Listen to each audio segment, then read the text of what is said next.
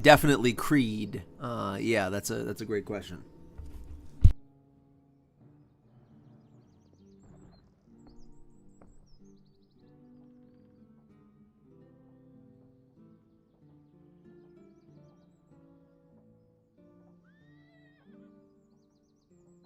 How's your case with the warlord going? You know, hope that you're doing well and not getting like death threats or something like this.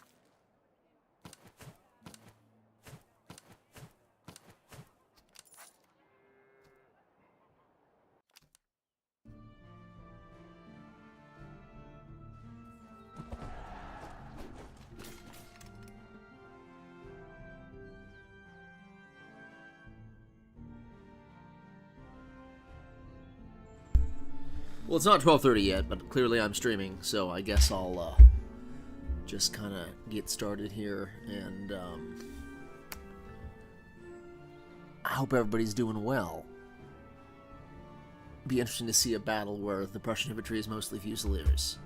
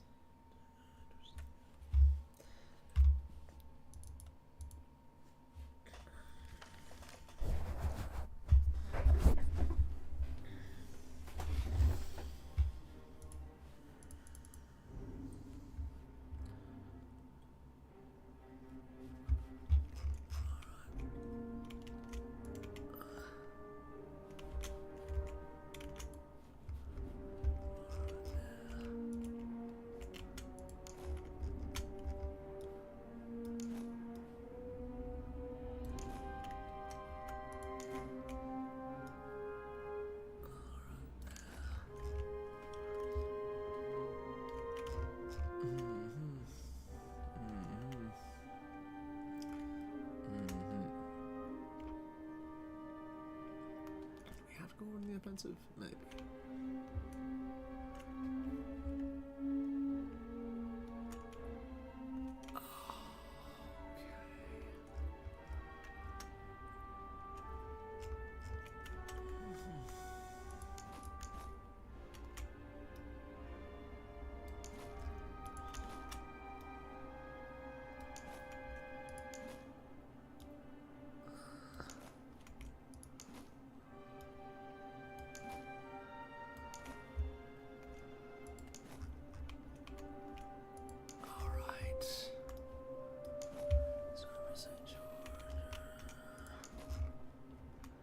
I'm hoping to get to the third act today. I've not done the third act really much before, so I think that's not true. I think I loaded up a third act and was almost immediately wiped out. So hopefully that will not happen on the stream here.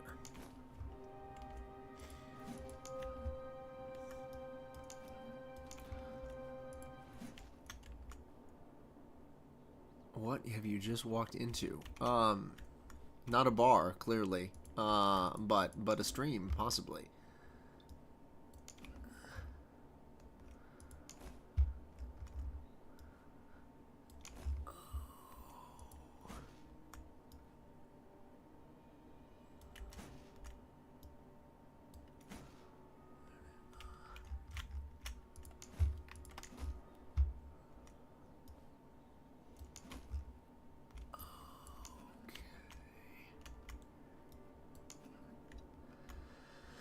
Oh.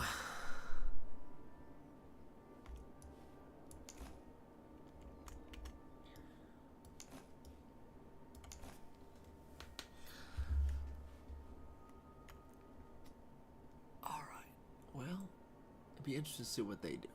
If they come for us, I guess we'll have to rethink this. But if not.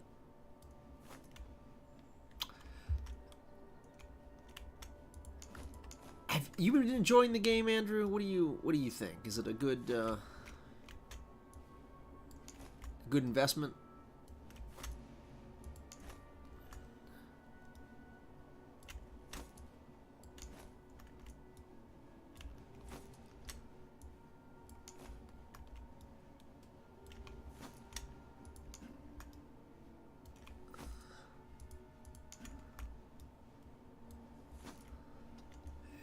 Here they come. All right.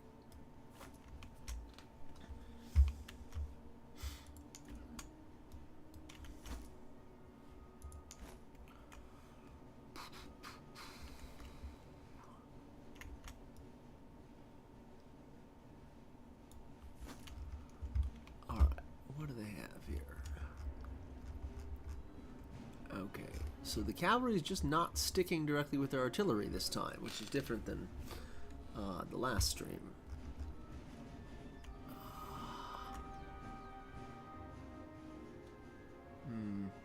Oh man, those Fusiliers kind of look like they're Fry infantry with the blue breeches and waistcoats.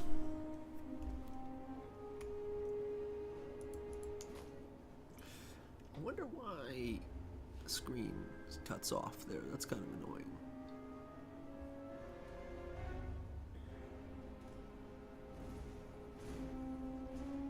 Yeah, what's your first favorite?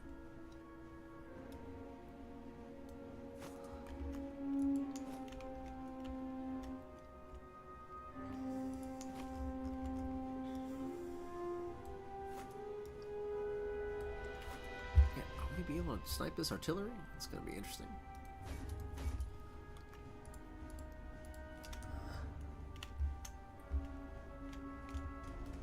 Maybe?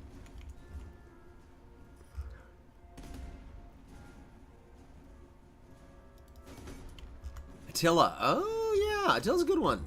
Attila's a really good one.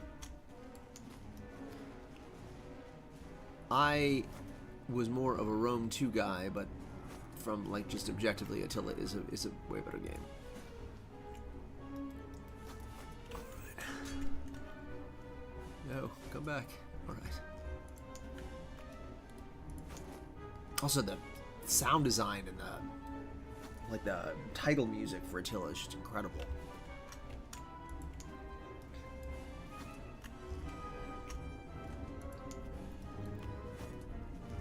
How we doing here?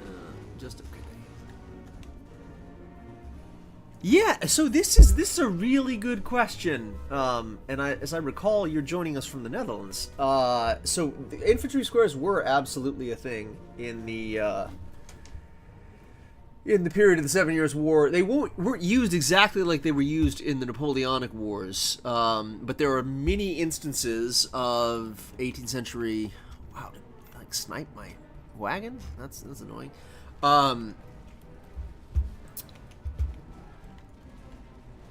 There are many instances in the 18th century where soldiers formed square. One was, we just had the anniversary of it 2 days ago at Rossbach in 1757.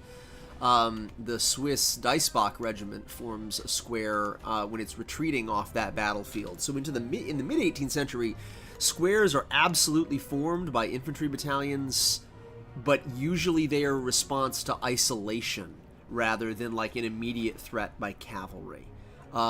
So sometimes when you look at like Frederick's diagrams of how to deploy the army, there will be units on the far flanks of the infantry line that are supposed to be deployed in square. There's a comment from a Prussian officer who's a little bit more critical of Frederick the Great, who says square is a formation that is beloved by the king but hated by the generals. Which I think is interesting. You do see it used like when Prussian units are on the march and they're attacked by enemy Grenzer or enemy cavalry. I want to say it's IR-17 or Manstein that like is marching from point A to point B and is attacked by a large number of enemy cavalry while it's on the march, and they simply form square and continue marching, and they actually do more damage to the enemy cavalry than they suffer themselves. But it's not something that if you have 20 battalions in line, you get charged, you decide, okay, we need to immediately just form square as a battle line. It's not an immediate tactical tool that you grab for. It's something that's done when you're worried about being surrounded or you're worried about isolation. It's really something I should probably write more about. There's a lot of misconceptions, especially among miniatures wargamers, about the way that square formation is used in the 18th century. Okay, they're probably parked right outside of our musket range, I would guess. No, maybe not. Ooh, Landolitz. There we go. Man, they're really going for it. I love how some of the guys carry the musket down at the trail when they're running. That's a lot of fun. Also, the new DLC, the Reichsheer. Oh, so you're talking about the Reichsarmee? Yeah, absolutely. So I'm really excited for that. Griffin and I have been talking a little bit about it. I would say certainly they don't do great at Rossbach, but they're not like a wholly inconsequential fighting force in the 7 Years' War. I would say I've written a bit about their involvement in the later campaigns of the war, but they're not maybe as well known.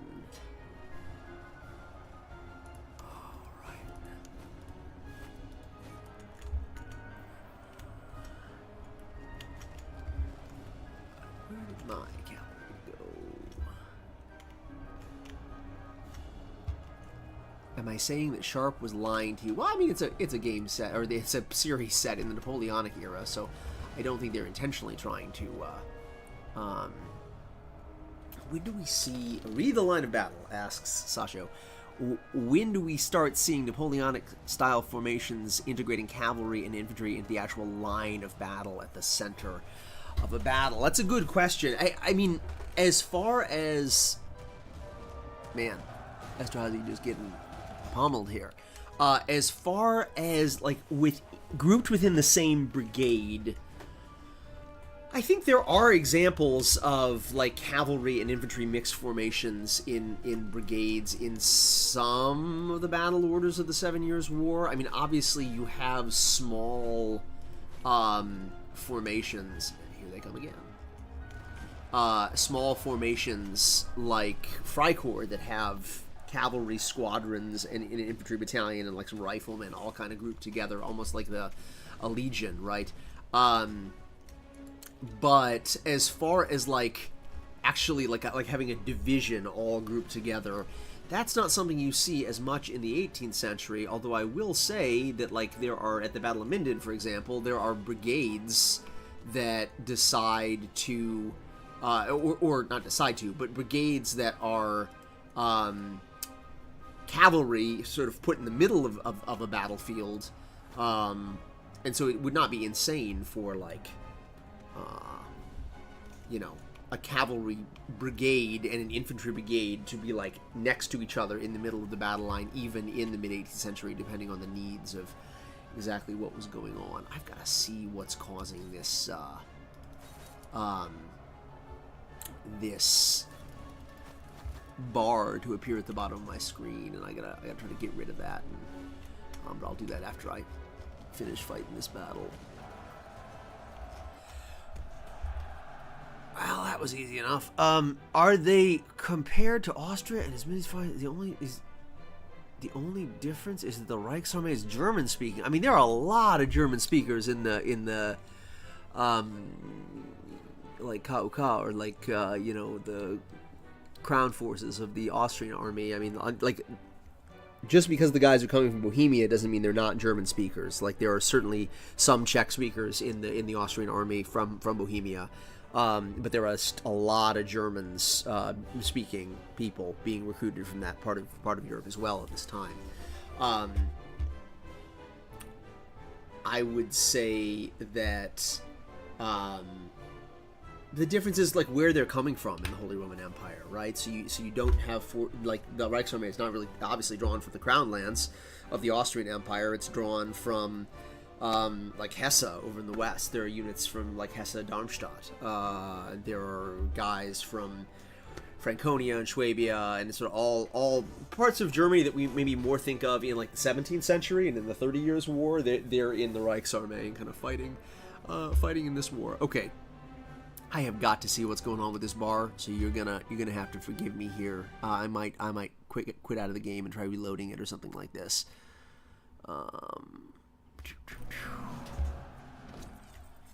Alright, we got some money. Not bad. A victory at Moist, not bad. This is a very historical thing. Okay, we're gonna go ahead and probably get some money, because I have a lot of reservists already. Although, man, that's a big number of reservists. And veterancy wouldn't be bad either. Hessian Britain PMC in the Americas. Yeah, so this I got a lot of thoughts on this, right? This is what I wrote my master's thesis on. I mean, if you look at the Soldatenhandel, across the 18th century, it's a really common feature of 18th century warfare, going all the way back in like the 1670s.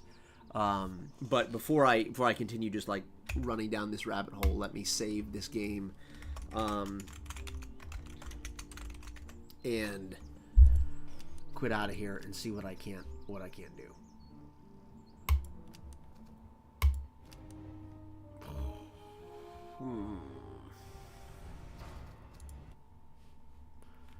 Alright, I'd like you to not have this bar down here. Is that even possible?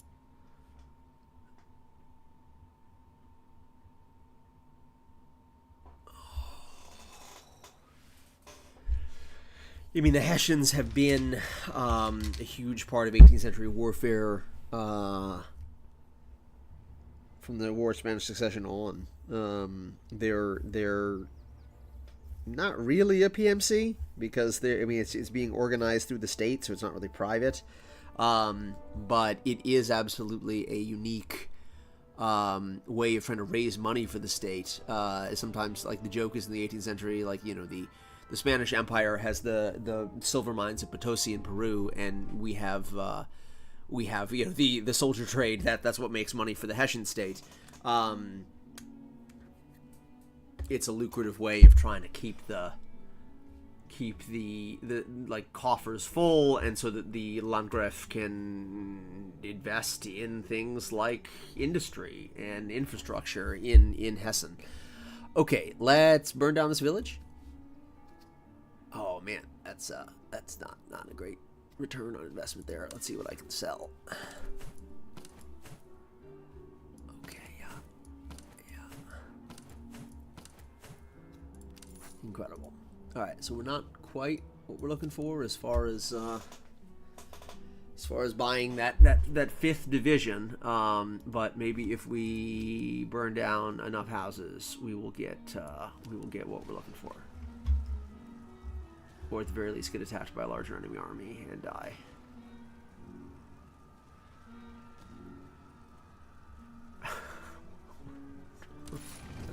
I don't get that reference, Sasho, but I assume it's something funny. All right. Oh man, Burgersdorf. We're just rolling in 7 Years' War battle names today. I should do all of my campaigns in Silesia, and then I'll be able to see all the battles that I think about all the time. Okay. Do we want to try and sell anything? Maybe. I bet I have shepherd's axes, like regular shepherd's axes, in another one of my units. Burning down towns and cities happened a lot in the 7 Years' War. So, good question. And the immediate answer to that would be no. Burning down towns and villages did not happen a lot in the 7 Years' War. However, what's happening in the game, which is demanding supplies and even money from towns, did happen. So obviously the screaming children in the background when you click pillage in the game is maybe a bit much, and when after you loot a village it being flattened is also a bit much. But armies did come through the 7 Years' War and like requisition things that they needed. And you didn't have much of a choice whether you wanted to provide this stuff or not, because basically the idea was you're either going to give us the stuff we want or we're going to burn down your town. And almost invariably the burghers, the people who live in the town say, well, it's going to be way better for us to give the army what they want, and not let the town be burned down. And so requisitioning supplies absolutely is something that happens all throughout the 7 Years' War. Should we make Esterhazy Grenadiers? I think we probably should. Although I think this is gonna reduce the size of the unit, but it's gonna make it so much cooler that it's gonna be worth it in the end. I don't know. I like them as Fusiliers, but I think we've got to try and min-max this game a little bit here. Okay. Yeah, I would like to do that. Oh, well, I missed the Fusiliers, but that is okay. Who else have we... Oh my, I just killed like 1,200 guys. McGuire, can they get promoted? Yes, they can. Grenadiers? And this is the same size, right? Versus Fusiliers, yeah. I think I'm actually going to keep the army the same size here and just transform McGuire into veteran Fusiliers, which I'm fine with. What else? Man, so we've got plenty of extra people, and we have some money. Not quite enough money to get a whole new garrison or a whole new division, but maybe if I can sell some more stuff. We're almost there. We just burned down this town. We will make it happen. And so, getting back to your question, you see like Berlin raided. Like Frederick's books are captured by Russian Hussar general in the course of the 7 Years' War, and Charlottenburg Palace is looted. And there are lots of instances. Man, that headquarters is going to come running after me here in a second. There are lots of instances where you have like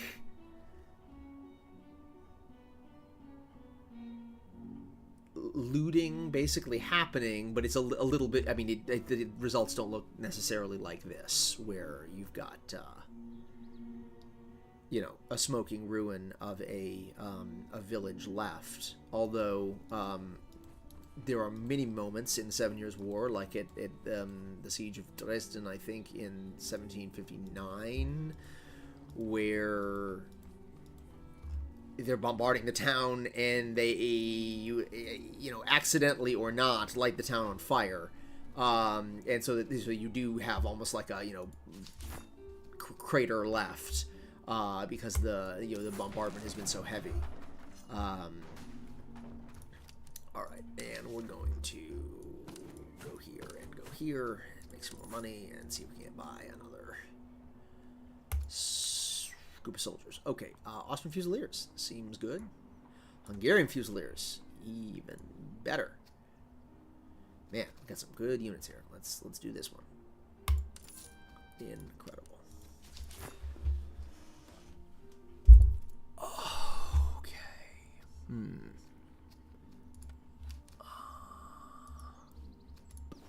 Ooh, that's a look right there, but that's not the one I was going for. What do y'all think of the like unit painter? You enjoy that feature of the game?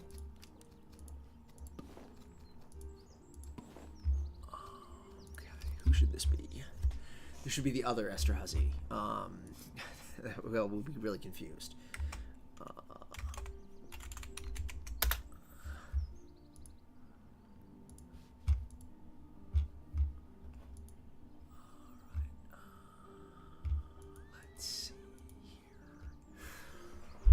Okay, so this will be, I think I have Niklas, yeah, and now I have Josef Esterhazy, okay. And this would be number 37.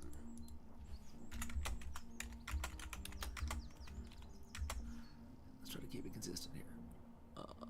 Yeah.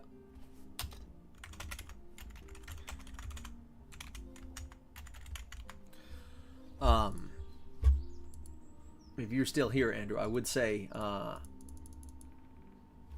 I'm hearing encouraging noises about Poland. So just keep that in the back of your mind. All right, I'm not gonna burn down Breslau, I don't think, because that's a huge town that the Archduchess will need when oh shoot. Expect contact within a few days. We cannot outrun them. We must face them. Well, it's been nice knowing y'all. I think I'm about to get slaughtered here.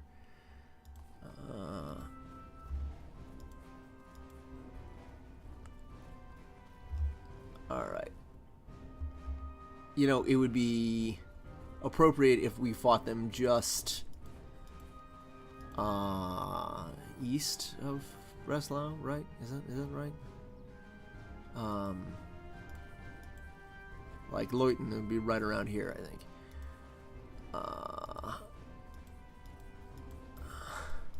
Oh man, I'm almost out of money. Yikes! And food. Let's see what we can get here. All right. Who doesn't need their stuff? Ooh, there's 6 there. These guys don't have anything. Alright, I think, yeah, what about spontoons with guys who have, are way up in veterancy already? Do I have any examples of that? Okay, you guys are pretty good. Why don't we sell that? Can only imagine the rage of the officer whose nice spontoon is getting sold to pay for the army's food. Okay. Almost enough to buy 2, but we can buy 1. Which will keep the army fed for a little bit longer, and we'll have to see what else we can sell. Alright, or just wait for the bad people to come and get us, depending on how long it takes. Haha, here we go. Oh man, that's a big army. This is gonna be real bad. Oh my gosh. Okay, so lifeguards, Freikorps Grenadiers. Oh my gosh, yeah, this is gonna be a mess. Wish me luck, guys. Huh. Yeah, okay.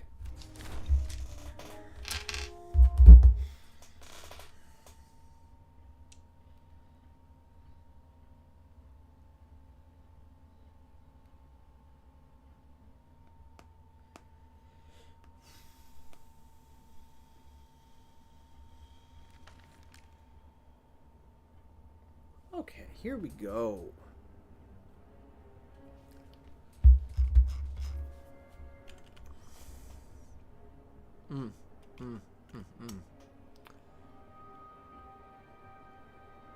Well, this is not a bad place to be. Ponds over there.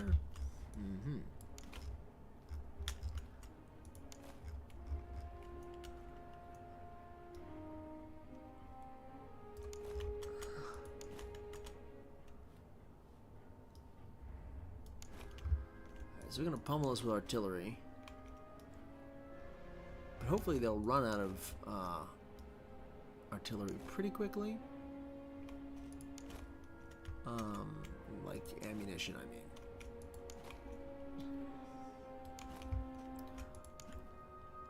Alright, good.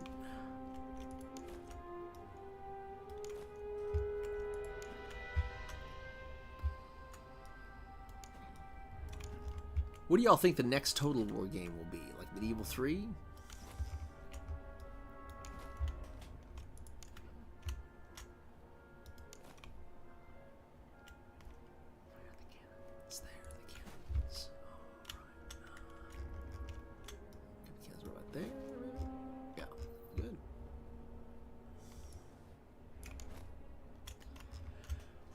Of units, so hopefully it'll take them a while to kill us anyway. Okay, that should work. Pretty sure it's gonna be 40k. How will that even work? Like, will there be like you move around ships in space? Like, what is it even gonna happen? The biggest crime of the game is partially making real collars instead of fake ones. There we go. Yeah. There, you're not wrong. You're not wrong. It's yeah, it's just how many dollars could have been saved. There's going to be one historical game and one fantasy game coming out. Okay, well, you think the fantasy one will be 40k then? All right, we're gonna put the cannons like right there. Yeah.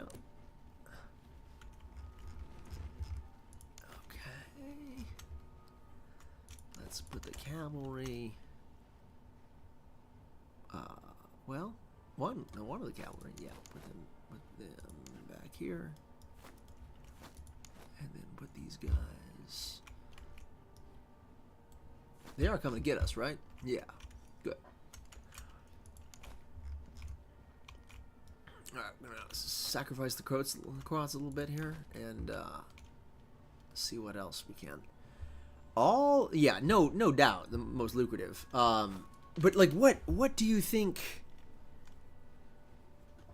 What do you think it will look like? Is what I'm saying. Like, I struggle to see. I mean, Warhammer Fantasy is like you're in a world, and you're marching troops around that world. Are you just gonna be on one planet in 40k, or? It was 10 years. Yeah, sure. That is correct, Stasio. I would not disagree with that at all. I think if it was 10 years ago, that would absolutely be the right call, but it's not 10 years ago. So, time has moved on. Oh gosh. Yeah, I think that sounds horrifying, but I guess. Probably it will be what the solution they seize upon. I mean, there's a whole like logistical element to, having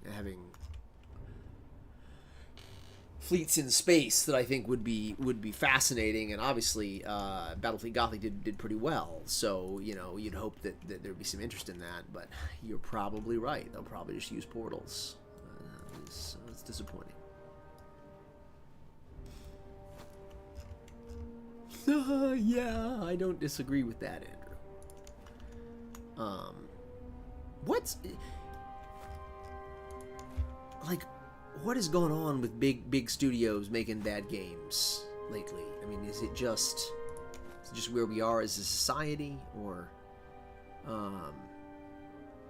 yeah, I completely agree with that, Christoph. Yeah.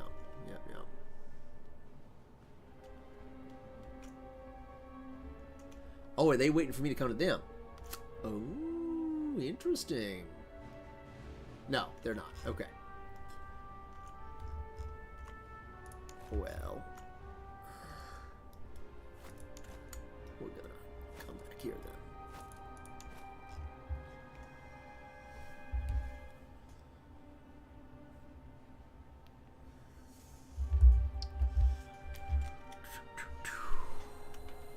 Okay, so that's a relatively new one here. They don't have a lot of stuff, but they do have okay muskets. It's good to know. If I recall correctly, that was an issue with incorporating naval. Yeah. Yes, that is correct. Well, it will be what it will be at this point, I think. Because I mean, something's gonna be kind of coming out soon, right? I mean, they had the whole Pharaoh debacle, or was it Pharaoh? I can't remember the name of the game, but the Egyptian, Bronze Age collapse game came out. What was it? Was it 2 years ago? A year ago? Did any famous officers? Yeah, for sure. Lots of them in the Russian army. You have people like Suvorov, who's more, I guess, in the Wars of the French Revolution than the Napoleonic Wars. But then also, Kutuzov is there. Blucher is a young hussar officer. So lots and lots of men have their first military experience in the 7 Years' War, and will later go on to command armies in the Napoleonic Wars. It's a very common story.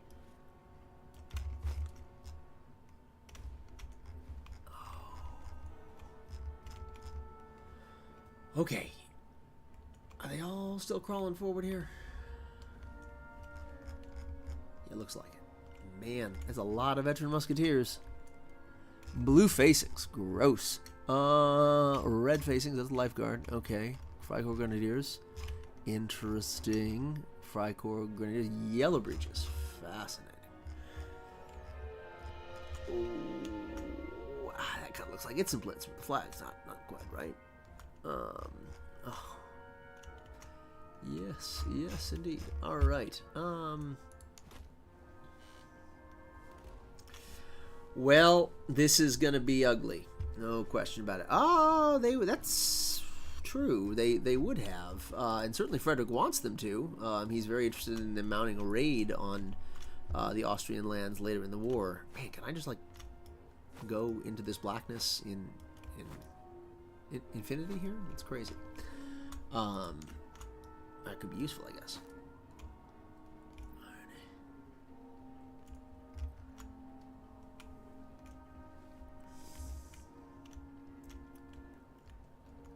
Well, be interesting to see how this all turns out.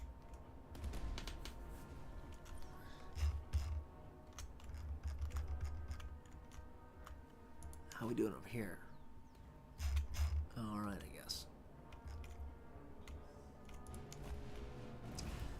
Wonder if once again we're going to be able to snipe the artillery a little bit. It's fascinating that the artillery are like the first things they're moving into position. Yeah, no. Okay, let's go back then.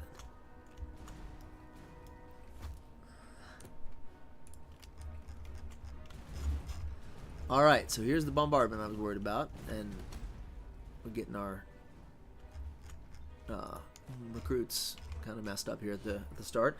I wonder if they'll ever add urban combat. So, yeah, I don't know if I'd say extremely rare. I have an article about this on Cabin's Creek. I mean, in the American War of Independence, you see combat over Quebec in December of 75, with a officer writes about like using a cannon, kind of like the way we'd use like a supporting machine gun, like clearing streets and things like this. You also have the fighting at Preston in the 1715 Jacobite uprising. Yeah, it would be cool to be able to like put the soldiers into buildings or something like this, although it may be in a more effective, more interesting way than in Empire Total War. But yeah, still that would be a cool thing. I'd agree, Christoph. Something that is missing in a lot of games set in the 18th century.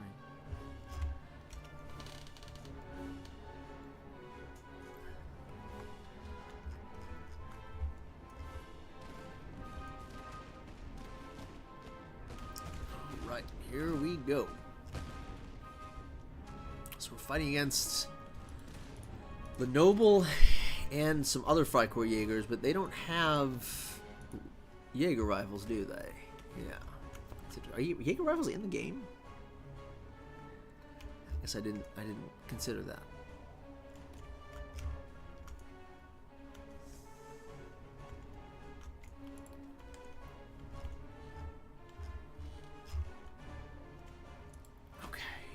Hit people with canister now? Yes, we can. Let's do that. Let's hit those Prussian lifeguards with canister. That would be pretty important. What is happening here? They are running like crazy. Oh, interesting. So they're coming right in. Man. Oh, I love how we're shoving our Gabions into close combat here. It's interesting. Okay. Well, a melee slap fight between different groups of light troops. You love to see it. How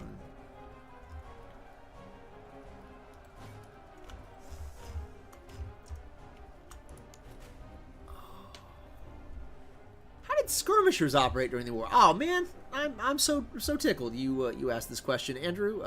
Read my book that came out in January. No, in all seriousness, skirmishers are something that's not unknown in the 18th century. They are maybe more rare than in the Napoleonic Wars. For example, the Hessians used them pretty extensively in the American War of Independence. You have officers that sort of run around and call men out. It's not exactly like it is in the Napoleonic Wars, where it's just basically like one rank is deployed as skirmishers, but instead you have like picked men sort of pulled out of the battalion. And then they go out and sort of fight, and you sort of like we would think of in the Napoleonic era as skirmishers, kind of loading and firing their weapons out independently out ahead of the main battalion. And there go my cannons. And then from there, you would go and you could recall them to the sort of main unit. Sometimes especially in the case of the Hessians in the War of Independence, you'll see like soldiers from grenadiers and Jaeger and musketeers kind of all working together, like in little knots. You have like two muskets and like a rifle armed man all together in the skirmishing against the enemy. Other armies do it in different ways. I mean, the Prussian army uses Plaka fire. There's also a solid argument to be made that the British functionally fought in quasi-skirmish order as their default. Yeah, I mean, they fight in open order as their default. It's not exactly like they're not putting out skirmishers ahead of the main line, but absolutely they're fighting in a more flexible way than what we think of as the norm in Europe at the time. And they're using cover. They're probably firing by file partners, so they're firing in ways that are independent, not like done by volley fire. So yeah, I would say that's one way you could understand the period, certainly. Oh, here we go. Man, just letting us have it. Those guys are booking. You love to see it. Are we gonna shoot? We are gonna shoot. Oh yeah, that's perfection. Well done. One does not simply walk into Mordor. Incredible. All right. How are we doing in the other parts of this battle? Oh man, did the Croats reform? They did. Insane. Where did the general go? Okay, who just got shattered? Was that us? No, that was not us. Good. Okay, but True Chess is reformed, so we're going to bring them off the line here and going to put them in the reserve. Oh, man. Come on, Warsteiner. Get back here. Let's go. Where is Dawn? There's Dawn. Alright. So we're in a crazy melee happening. Prussian Lifeguards are charging here. This does not seem ideal. Man. Look at their little feet going. That is crazy. Okay, so we can probably swing these guys out then.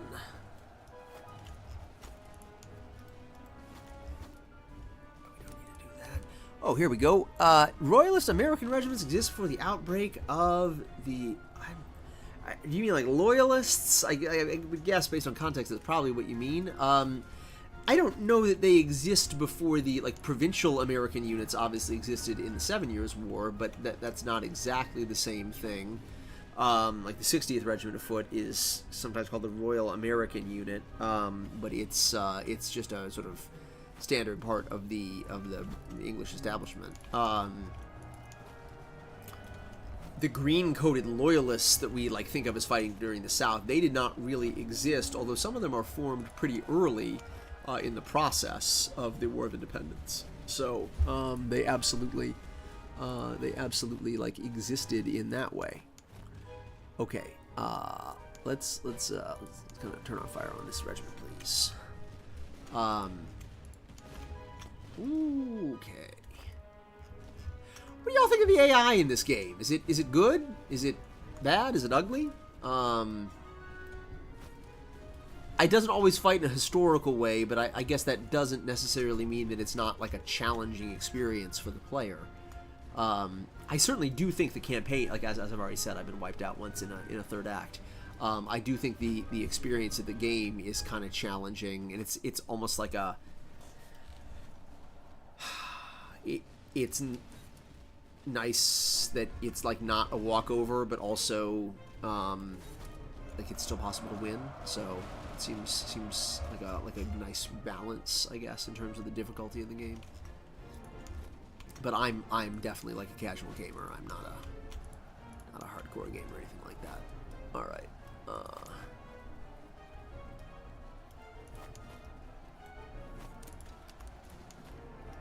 Okay. So Simpson, we can probably actually pull you back. And let's maybe start trying to outflank over here. Okay, we won that fight. I took some casualties. Warsteiners are doing all right over there. And these guys are kind of recovering. Esterhazy is still pretty fresh. It can be like my only fresh unit left. I guess unless Delinia is still here. It's one of the best memoirs of the 7 Years' War from the Austrian side is the Prince Delinia. If you all have not had a chance to read that, I would highly recommend it to you. It's pretty commonly known in English because it's translated in the early the early 20th century,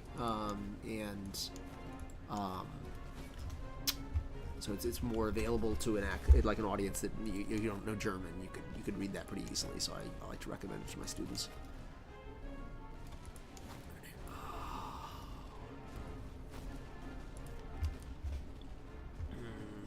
Now, this big blob here is going to be challenging to deal with, I suppose, but no one ever said beating Frederick the Great would be easy.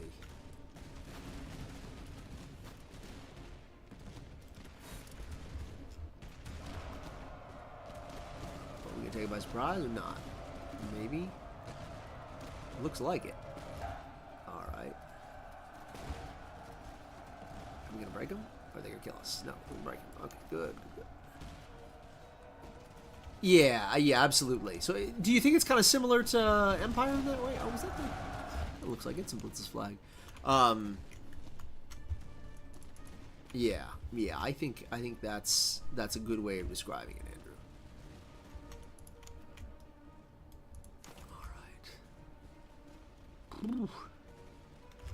Still feel like we've got a lot of them left to go here. All right. Man, they're just walking right in front of us here. Okay.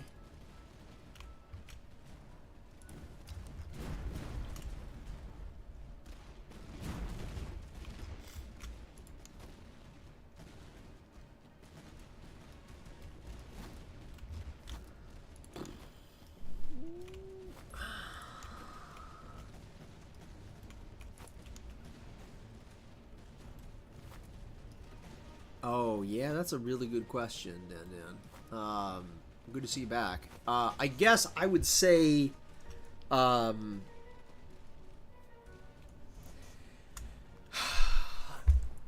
it's probably a pretty low figure of like immediately return to action. I think, okay, let me qualify that. So there are battles where the Russians are using buckshot, where basically you see medical reports where the guys say, "Hey, we basically just like picked the buckshot out of the skin and returned the soldiers to the line." So like, you know, in battles like Zorndorf or Kunersdorf, I think that's one of the reasons why casualties at those battles are so high, because all of these men are being counted as wounded when they're being hit by buckshot. Which I'm not saying like please don't interpret what I just said as like if you're shot by buckshot, it's not a real wound, but it's a wound that's very possible to quickly recover from and kind of become combat effective once again. But I guess I would say I think it's probably closer to 50 or 40% that will return to frontline service, as opposed to the 70% figure that you mentioned for World War One. There are officers who like kind of try to return to service. You have I think it's Johann Jakob Lemke, who he's fighting at the Battle of Paltzig, and his like foot is smashed by a cannonball, and like that's. He can still walk and kind of serve in the military, but you're not probably going to return to like active service anytime soon after a wound like that. So, I guess that's what I would say. But as far as ballpark figures, yeah, I'd have to look at hospital returns. I mean, just my guess would be from how quickly the Prussian army reconstitutes itself after a battle like Kunersdorf or Zorndorf. You're probably getting 40% of the men who are wounded back, maybe even as high as 50, in a month.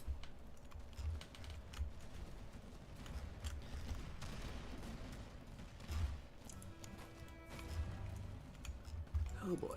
Okay, well, the cavalry's off doing its own thing, so I guess we can go kill their cannons now.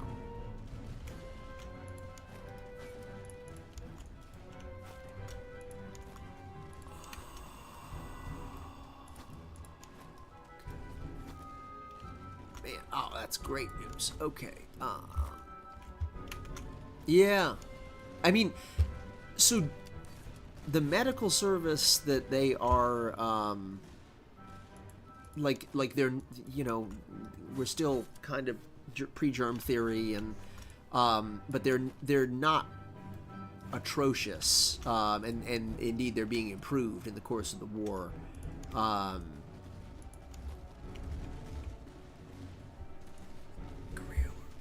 Yeah, it only took 40 days to hit 50% mark. Yeah, as the yeah, okay, interesting.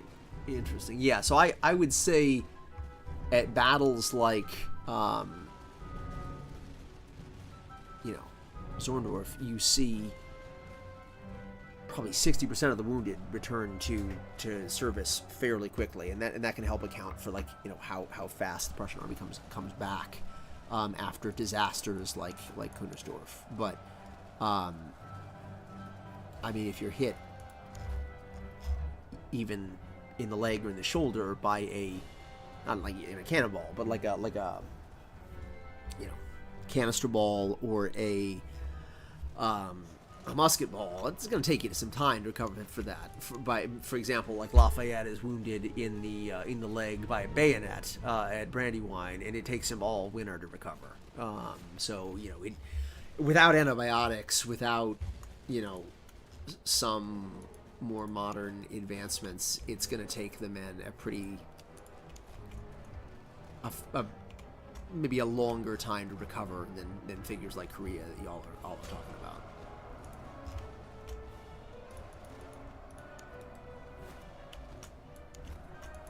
All right, here we go.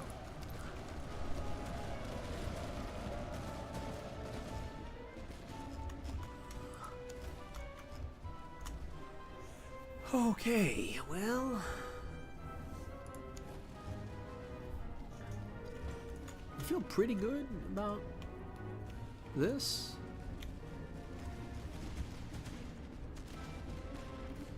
So always buy muskets that were on the market to field their units as you can do the game. Oh, that's a good question. No, absolutely. I mean, I wouldn't say it's quite like this, where it's like, oh, you go into every town and there's like a guy selling muskets, but absolutely, the Prussian army bought muskets from states like neutral states like the Dutch. They used muskets that were sort of acquired and captured on the field of battle. You're not just using your own. In some ways, like the Dutch musket is kind of like the AK-47 of the 18th century, in that it's widely available and lots of different states are using it, and so you see it in the 7 Years' War in North America. One of the odd things about, like, you go to American museums like Fort Ticonderoga, there are Dutch muskets in the collections. A lot of these museums, because they're so ubiquitous. Hey, yeah, and you too. I hope your Friday is going well, and I imagine y'all in Europe are kind of off work now, I would guess. Yeah, that is absolutely right.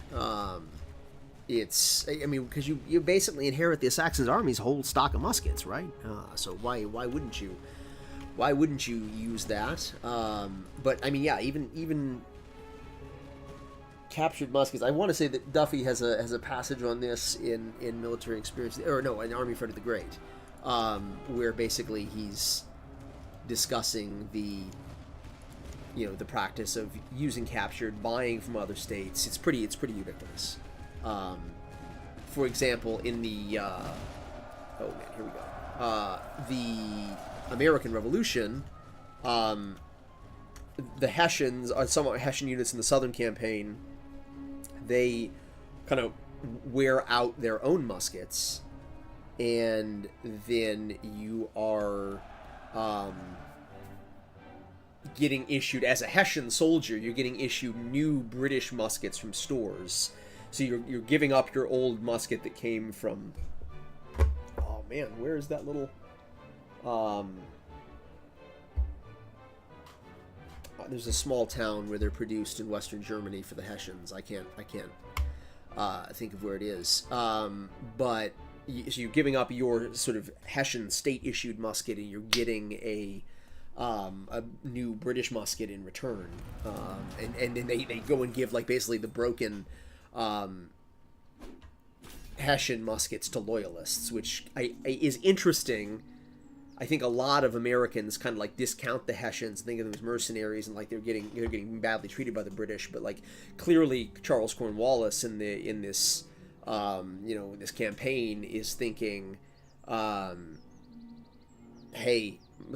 I have British muskets. I'm going to give them to my more valuable soldiers, the Hessians, and I'm going to take the busted muskets and give them to the loyalists, which is sort of a weird way to think about it.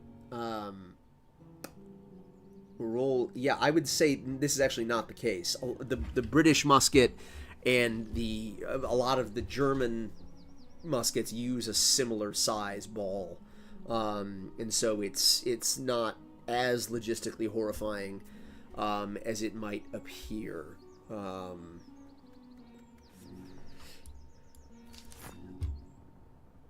man, Lacey was killed.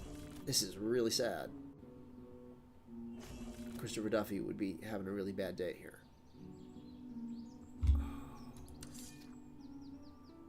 Okay, so I used up every single one of my reservists and every single one of my guys here. Yeah. I don't like. I qualify that. I don't know that these like it's not like the Patriot, like the soldiers are making their own musket balls, right, Sasha? But you do have. Yeah, absolutely. So we're getting to. You've got a gold musket. I did get a gold musket. That's true. I'm getting a lot of comments here. Let me catch up with them all. Have we not talked about this? Yeah, I think I wrote a thread on this recently on Twitter. They don't drop away. They only drop away depending on where you are in Europe, right? So that Nordic muskets and Russian muskets and Prussian muskets still have front and back sights. The French muskets, there's a period where they don't have sort of front sights, but by the 1750s and 60s, they're putting front sights on them again. It's the British musket that doesn't seem to have a back sight. They call the musket lug, or like the bayonet lug, a sight, but it doesn't have a dedicated front sight like other muskets do.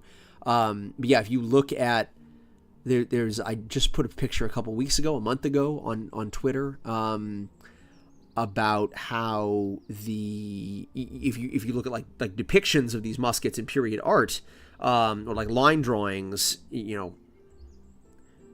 across Central Europe, like 3 out of the 4 muskets in this image have a front sight at least. And if you look at like in the collection of Fort Ligonier, like I was there this weekend, the Swedish musket that is there from the earlier part of the 18th century has a back sight in addition to a front sight. So yeah, it's I don't know if there's any literature out there on this, but I'm certainly working on something related to this. So if you do come across any literature, let me know. I'd love to read more about this. I mean, I have been looking at magazines like I want to say there was an article on Hessian muskets in the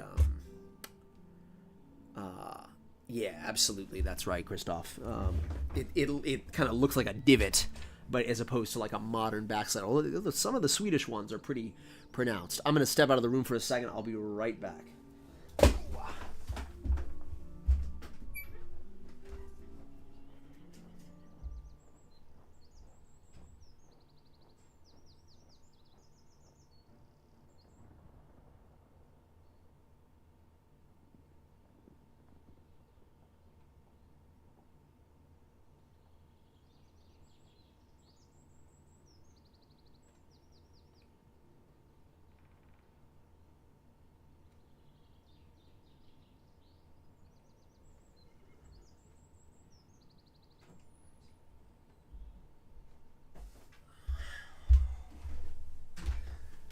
And we're back at it again. Okay, let me focus on the game here for a second, and then I'll come back to the chat. I need to buy some officers, it looks like, and I have most of my guys recovered. I can't really see anybody who does this. So just this regiment here, the Yosef Esterhazy, they don't have soldiers. Interesting. Yeah, and 100% they did, Dan, and also, like you see a ton of muskets from the British that have a back sight filed into the tang of the musket, and so I would say this is like sometimes you see it like a field modification. I don't know where you said you in Silicon Valley, but like right now on display at the site of Cincinnati in D.C., they have a British soldier's musket that has a sort of rear sight filed in the tang of the musket. So it's absolutely if you don't come from a state that is far-sighted enough to provide you a rear sight, you're just in the design of the musket, sometimes you find the soldiers add them themselves. Okay. There's just 3 books written by Wirtgen. He wrote a book on Prussian fireworks, the entirety of the 18th century. Yeah, that's very good. That's very good. I will take a look at that.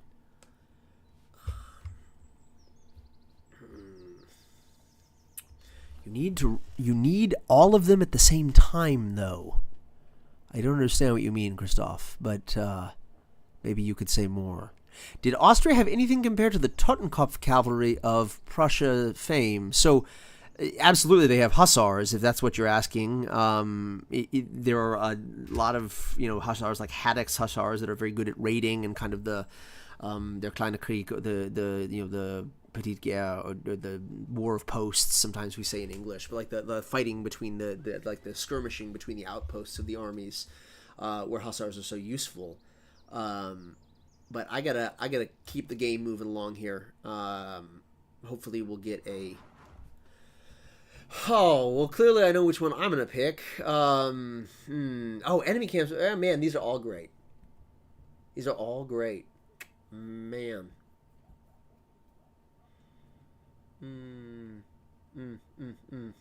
What do y'all think? That enemy campaign move speed sounds delightful.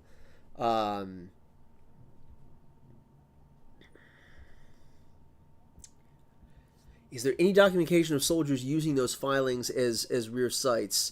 Yeah, you see speculation that they're just witness marks, but if you look at the muskets, they don't always align to the screws. So I would say it's possible that's what's going on. Also, if that was the case, I think you'd almost expect to see that if it's a mark of production, you'd expect to see it on more muskets than you find. So I do think it's something going on being added by the soldiers aftermarket.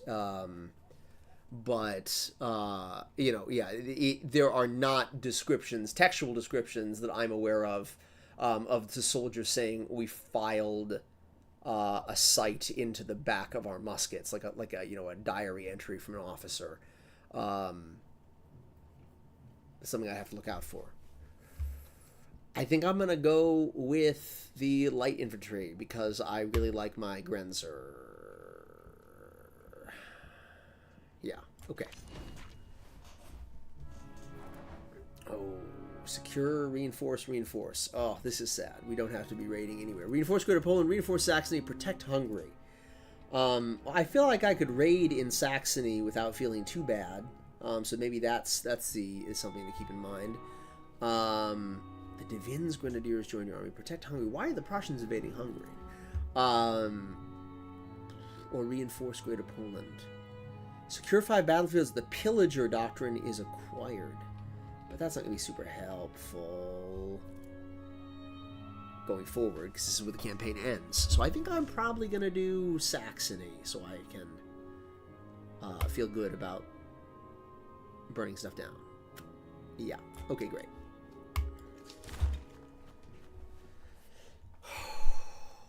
Oh boy, here we go. Act 3. Yeah. You got to tighten up those coats a little bit, gentlemen. You're letting your standards lax here. Scorched Earth. Okay, the enemy has pushed their best troops. Yeah. I'm sure. Beat them in the war is won. Great. That sounds helpful. Okay. So I'm out of people. There you go. We need coin. We need food. We need ammunition. We need cavalry. Ooh, that's fascinating. I think I'll have the cavalry. Yeah, thank you, sir. Okay, let's go to Perna. Secure 5 four outposts. Secure 5 battlefields. Okay, interesting. Man, we are starving to death here. Okay, great. Give us people, give us food, give us a little bit of ammunition, maybe. And it sounds very ominous. The sort of sound design of the game has changed. All right, let's maybe wait. What are the disadvantages here? Okay, item sale cost 20%. Does that mean when I sell it, it's worth less money?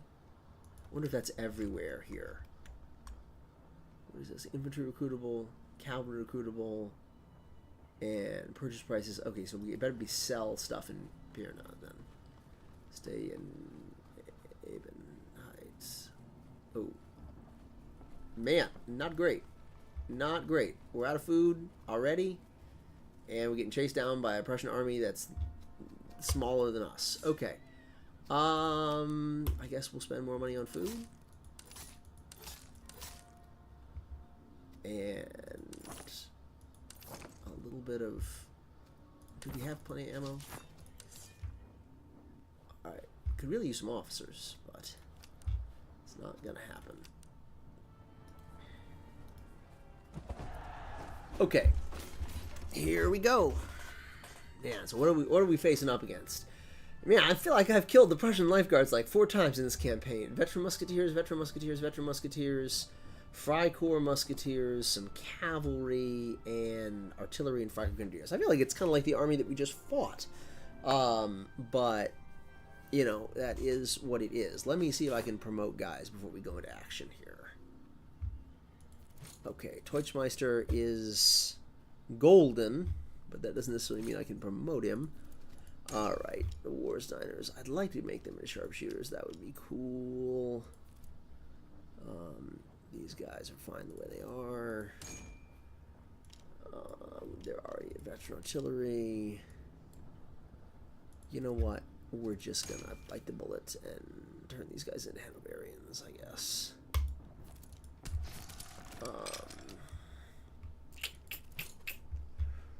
And I guess we can promote the Crownland recruits. That's good. Brown, they're already veteran Fusiliers. McGuire. Okay, let's give our guys some better stuff. Who has got just like basic or bad muskets left? These worn muskets, they are. We have to redo the coats on true chests there, but I'm going to give you all Charleville muskets and also put the code color back to blue. Ooh, interesting. Yeah. Well, it's probably more historically like this, but I like the darker blue, so I'm going to be bad history here. Okay, worn muskets, again, we can get rid of those, and we'll give them these Tula muskets. Anyone else is still dealing with bad stuff here? No, I think everybody else has got okay stuff. We've got cylindrical ramrods. Now let's give...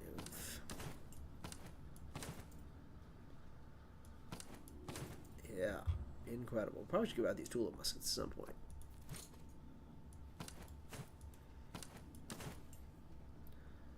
Okay, horseshoes. Who else doesn't have anything yet?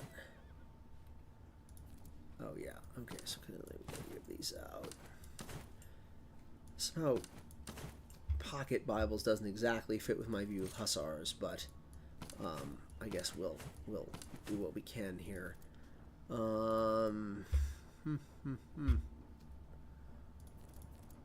Alright, well, wish us luck.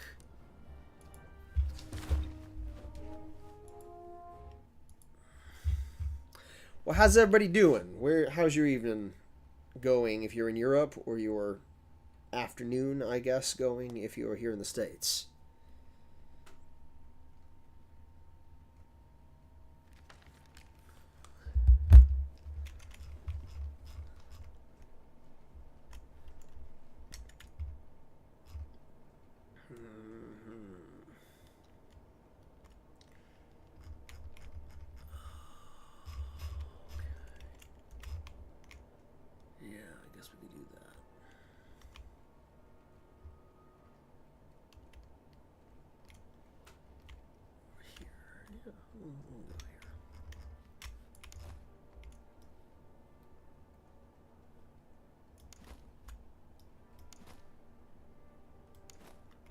I do like the platoons when the guys are marching.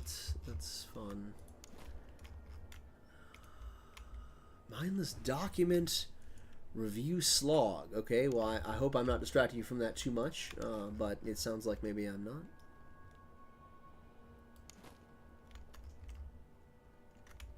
As well, starting some papers. Good. That's very important. Finish your schoolwork, Andrew. Frontal charge, artillery in front. No guts, no glory. Thank you for the advice, but I will not be playing that way because that's absolutely a nuts way to play as the Austrians. Just came back home. Tomaj gave me a book on the Saxon army in the 1744 campaign. I'm having a read on that. Oh, that's great. A little bird tells me that Tomaj has hurt his leg. But the positive outcome of this injury is he's coming on the podcast tomorrow. So soon we will have a podcast episode on the Polish Crown Army in the 18th century. Fortune favors the bold, but they have to be alive. There we go. Yeah. Yeah. Okay, the War's Diner is one there. Actually, we'll put you guys there too. Man, I got a lot of infantry. Exciting to have such a big army. Hopefully, I don't go blow it up. Okay, the supply terrain. Oh, we got a 3rd cavalry regiment. That's enjoyable. Okay, have these guys out front probably. Okay, let's go.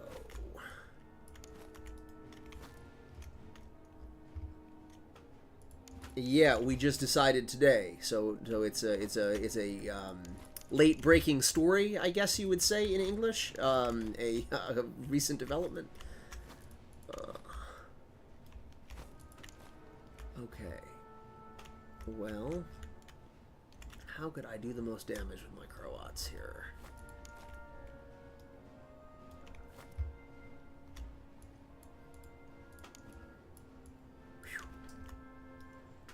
It is. He's excited.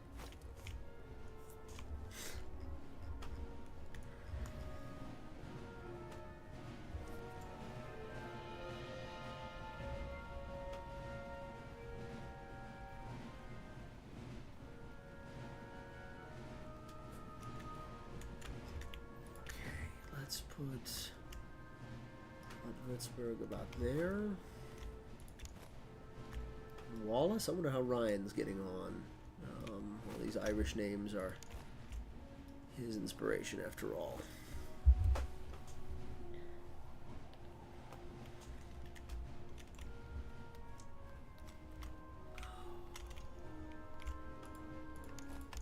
Oh, okay. Yeah, good. We'll put you all about there. Mr. Jose will have you there. And Brown, maybe back there. Why do you name these guys? People slip through the cracks here.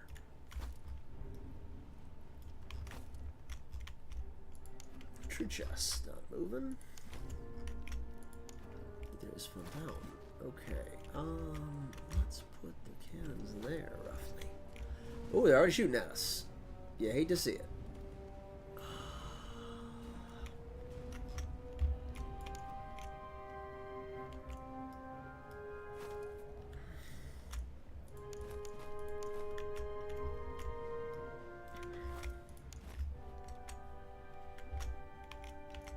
You know what? Yeah, I don't know how useful these guys can be over here. But I guess we'll find out, won't we?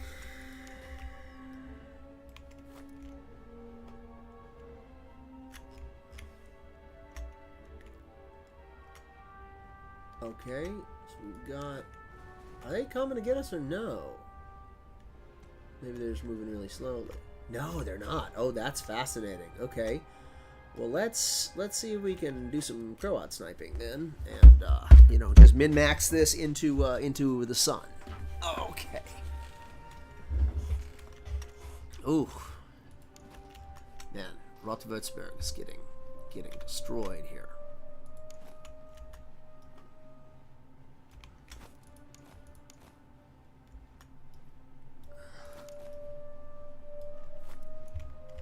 Probably Torchmeister's getting some like enfilade fire if we're not careful.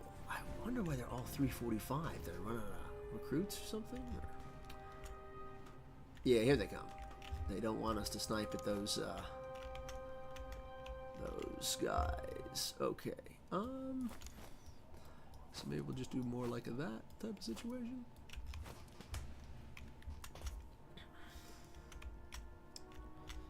Okay, then we got true chess.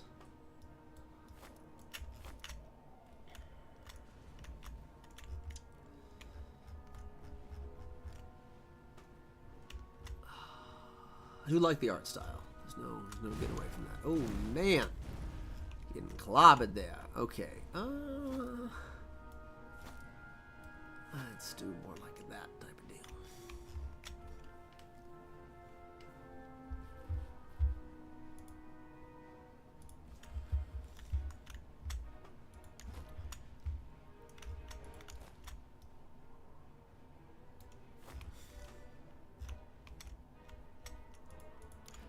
And I guess we'll take the supply train up with the cannons.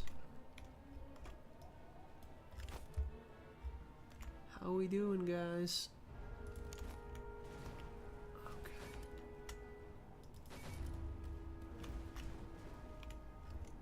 Can we snipe the artillery before they come to get us? No, doesn't look like it.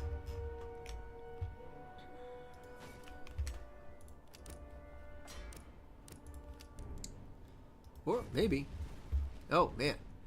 Yeah. Where's it come to? Are they just charging? Oh, you hate to see it.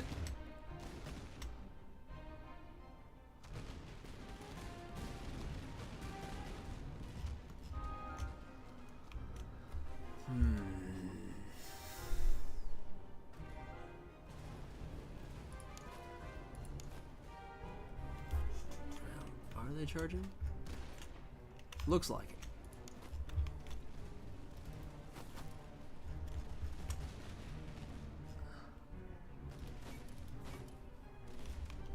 Okay.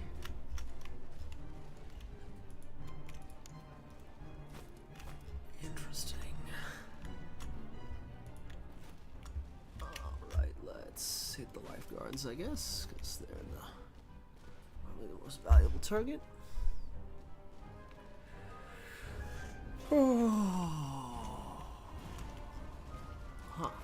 Okay, they're just running right by us. Alright, I guess we'll fall back further in the woods here. Yikes, Wallace is getting slaughtered here. Not great, not great.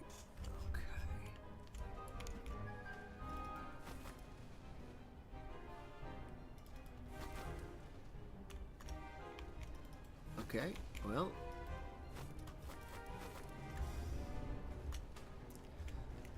How are we doing here? Oh, wow, I wonder what happened. Man, that is weird. That's quite a situation. Okay.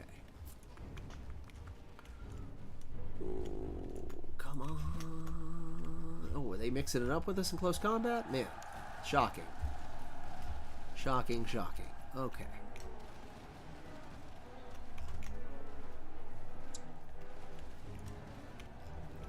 Alright. How are we doing here? I feel like Torchmeister might want to come up a little close to this fence. He's drifting the cart, that's right. This is Fast and Furious 6 Pomerania Drift.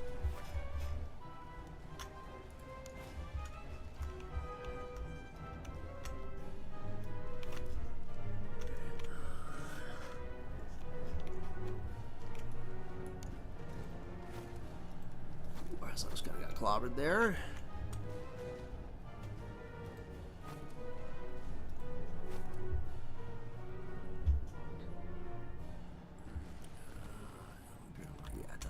Excellent. Excellent, excellent. Okay, so, man, that's kind of a weird flex from those Freikorps Grenadiers. You guys probably go out and take a couple pot shots there. All right, so my Croats have been annihilated, but I feel like we also did a lot of damage to some very nice-looking Prussian veteran musketeer regiments. It's just beautiful, beautiful boys. Okay. Here they come. Well, Würzburg having a bad day. I'm getting around that.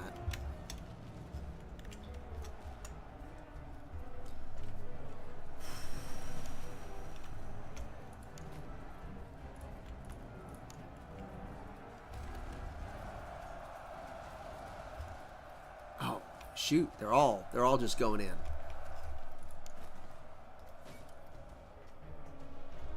All right.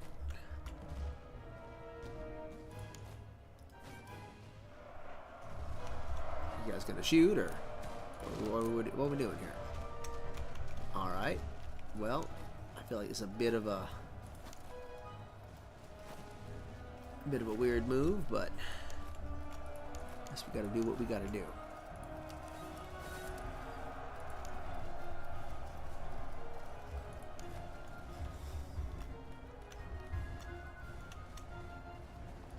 Oh, so the Warsteiners are already reforming here.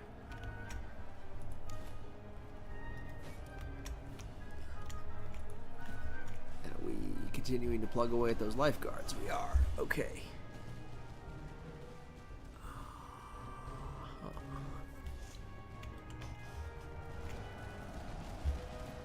Man, Wallace is still hanging in. I feel like my Hussars are going to be in a bad way here in a minute.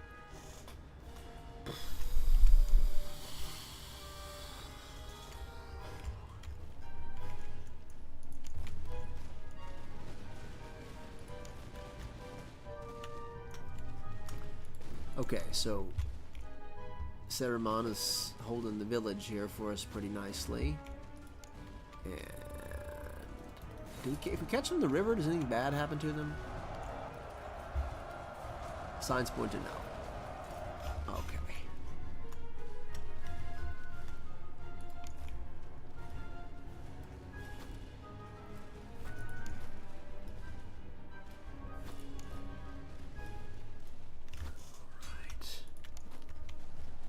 Good. Oh yeah, you love to see it.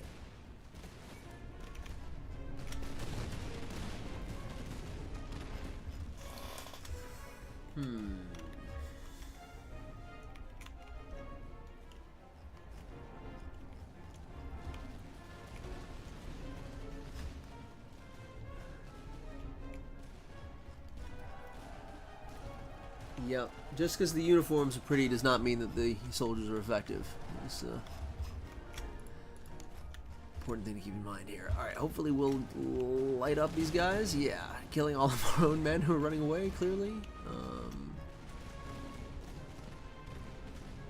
wonder if we'll be able to reload before they get here. We'll put it on independent fire just to see.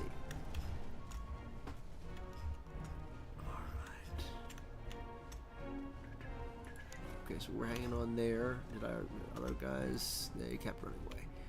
Yeah. Here we go. Oh, beautiful. Beautiful. Beautiful. Man, they are not done getting any. They just like ran into us? Because they weren't trying to charge, I guess. And they are tired. And we are not. So that's nice. Those Hussars will be a bit more problematic.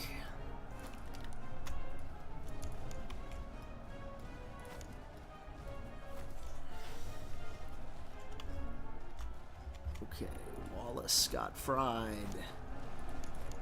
Let's go ahead and put St. John out here. But Würzburg can also sort of come back and.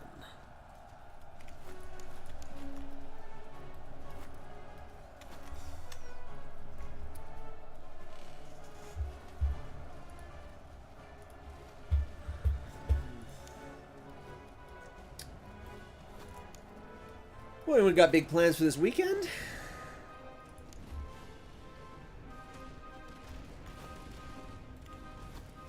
Okay, so there's the veteran musketeers going to be an issue.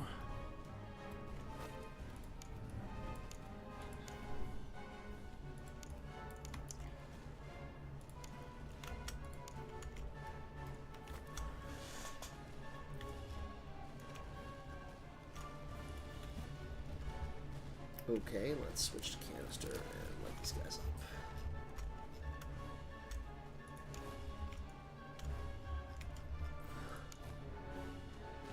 Oh, that's really cool. Is that for War on the Rocks, or who's that? Who's that for, Sasho? And happy birthday to your aunt. That's. I mean, maybe it's clear, but she's still with us. Yeah, I mean, that's very impressive. Nothing big. Just have my Saturday D&D game. Okay, that's cool. What sort of campaign are you working on there? I'm painting some guys for, I guess 30K, not 40K, but I'm doing some miniature related stuff as well, I guess. Potentially writing with Kaufman. Oh, that's exciting. Very, very cool. Well, man, I look forward to reading. I mean, maybe that's a bit too excited for such a heavy topic, but I'm interested to read the results. That's great, Andrew. I'm happy to hear that. Is she here in the States? Is she overseas? Where's she at?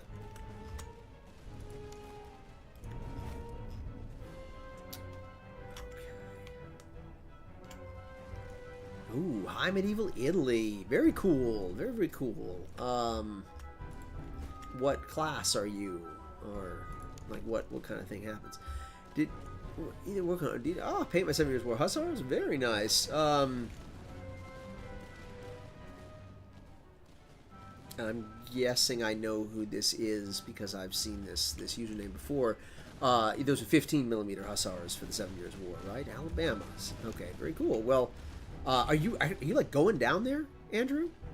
Or, I guess it's not impossible. But, all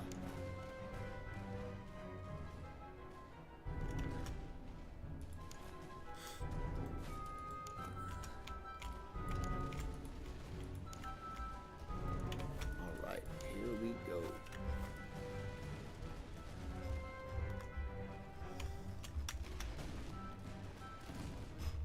Man, the artillery did not get killed yet. Oh. In this campaign, half orcs are Norman themed. So I went that and the Samurai Fighter flying down at 3 a.m. tomorrow. Oh my gosh, you've got a busy weekend. That is nuts. When are you coming back to campus? A knight errant murder hobo. I see. Okay, well, best of luck.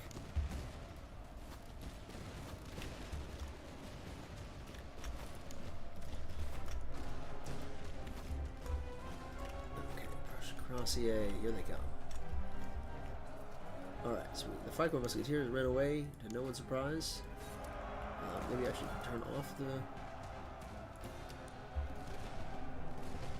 There we go. That's what we're looking for. Man, Serbian get absolutely plastered this game.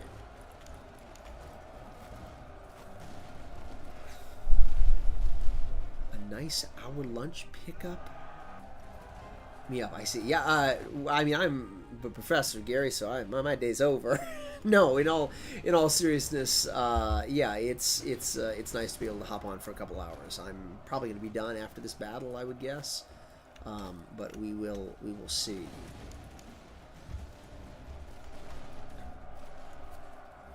I've got a lot of historical methods essays to grade this afternoon.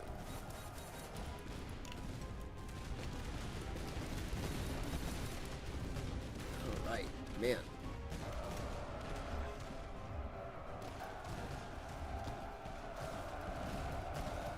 Okay. All right, that was fun.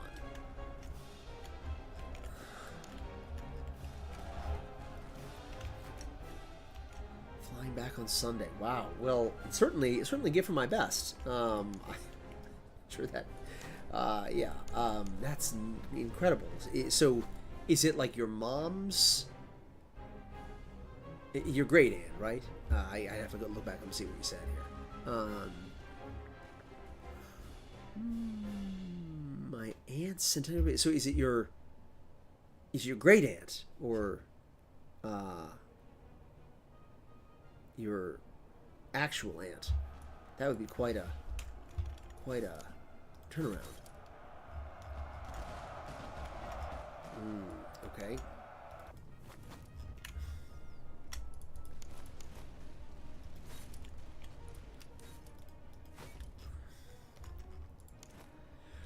Well, I feel like we lost half of the army here. And on my father's side. Okay, okay, very exciting. Very exciting. So is your father's family all from Alabama then? Oh, of course, the pesky lifeguards that have stayed on here.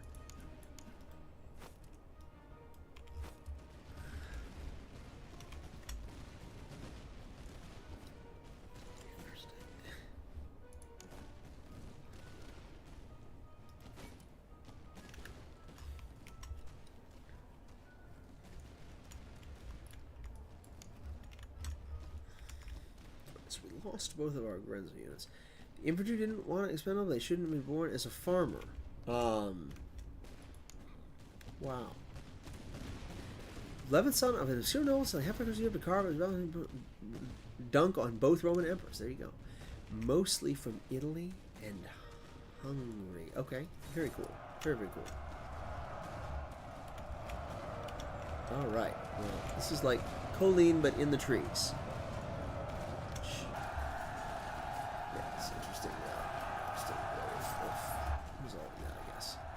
Come on, get him. Yeah. Incredible. Once again, Deutschmeister's taken barely any losses. You love to see it.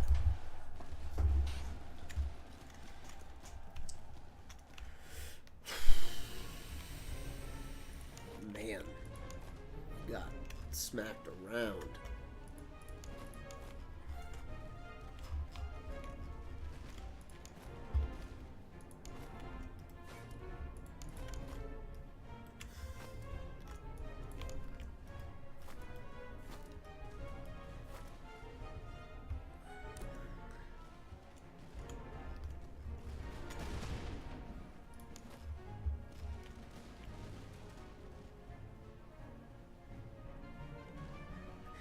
They should add the option to be able to fire from both sides. Are you saying to fire like from the front and back of the unit? Yeah, I completely agree with you, Christoph. I think that would be an incredible feature, as it happens both in the American Revolution and in the 7 Years' War. Are you able to get cavalry recovered in a battle, or do you think they only be good for a few charges and that's it? Yeah, I mean, definitely that one. Now, some battles maybe a few is more than two, but I don't know that you'd be able to just keep running them everywhere again and again. And unless the cavalry is pretty elite, in the game, I don't think you're able to do that sort of full stop. So, oh my, okay, a gold cannon. I've never seen a gold cannon before. A diamond pendant. Man, fascinating that as we go into the part of the game that is the most like poor and dilapidated, we get better stuff.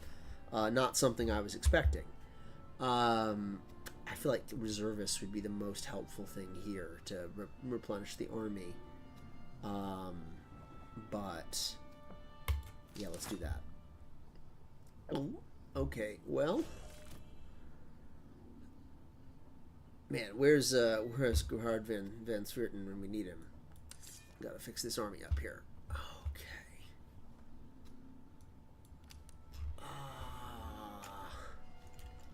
Hopefully I will be able to get to Perna before I'm absolutely nuked by another army. Okay, yeah, I will definitely take some more of these guys. And fix up that army a little bit more. Okay, and we're out of ammo now, so let's do that. I feel like we're pretty much full, except for this poor little unit of grenadiers who is struggling already. I feel like I've got to sell some of this stuff, but first maybe range. Ooh, man.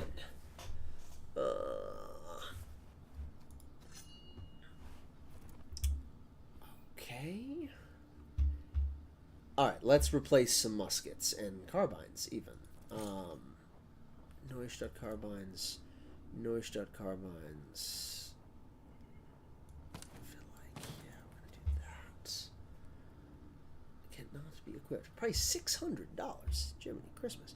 Did you just conscript captured soldiers? Was that a thing that happened or just a game mechanic? That's a great question, Reckless. It was a thing that happened, but probably not as frequently as is depicted in the game. It's not like a standard option that all armies go to.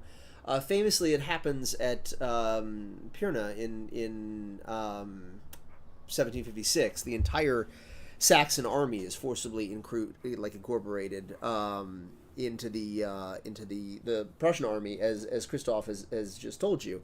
But the kind of beyond that is a really, really famous moment where it happens. You mostly see it being an option for like guys in Freikorps, where sometimes entire Freikorps units are consisting of prisoners of war, but there are a lot of POWs on both sides of the 7 Years' War that don't make this choice, and we have letters from the Prussian ministry and from the Austrians where, for example, the Austrians say it's really tough to recruit the Prussians into the army because of the high opinion they have concerning their king. So there are certainly guys who are loyal, and you don't just, it's not just like the 30 Years' War where there's a soldier from the 30 Years' War who leaves a diary whose name I can't remember, who like switches sides 3 or 4 times, is captured and just switches sides. So it's not exactly that common, but it is something that is possible, and so it's in the game as a result, whether it's common or not. Okay, let's sell all of this stuff that we can't use. Guess we can't really use our worn muskets anyway. Oh man. Okay, so I'm already over maxed here in terms of what we can afford. So it's gonna be like this type of situation. Yikes! The late game is not fun.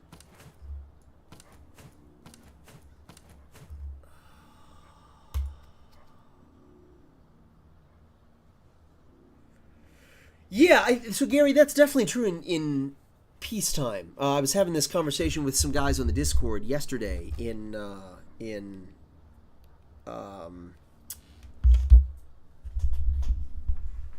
like the Master of Command Discord. There are probably close to 50% of the Prussian army when the war begins in 1756 are foreigners. But you have to be careful because when the Prussian army talks about foreigners, there are both actual foreigners and what they call like Rote Auslander, which basically is guys who are not cantonists but have like volunteered for the Prussian army, and so they're also listed as a type of foreigner because they're not like a conscript that is legally required to be in the army. But if we're talking about guys who are foreigners or not, that is to say, the actual definition of a foreigner in 18th century Prussia, which would be someone born outside of the territory of the Prussian state, or someone who's from outside the territory of the Prussian state in 1756.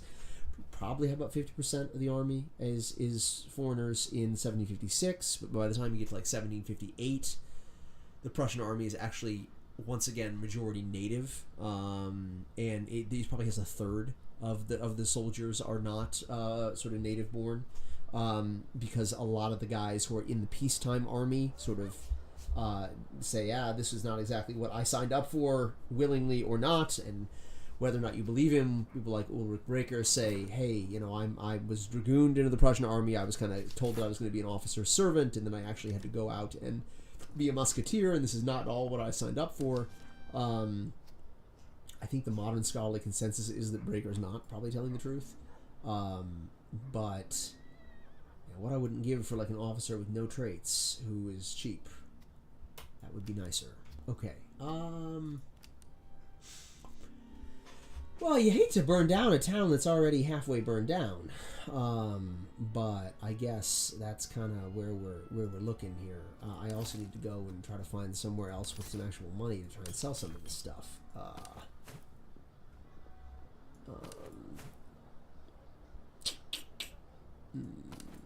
Is there a foundry? There is a foundry. So I'll sell those there.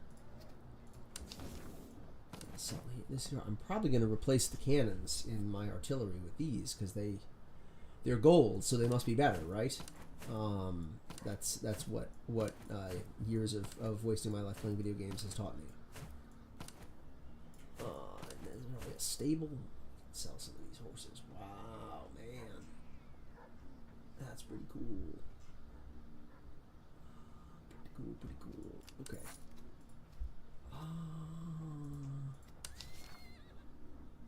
Holsteiners. Let's sell. These probably want to keep the gold horses. Yeah. Okay. We'll replace some regular type horses with some gold horses here. Do I not have fancy horses equipped in any of my cavalry units?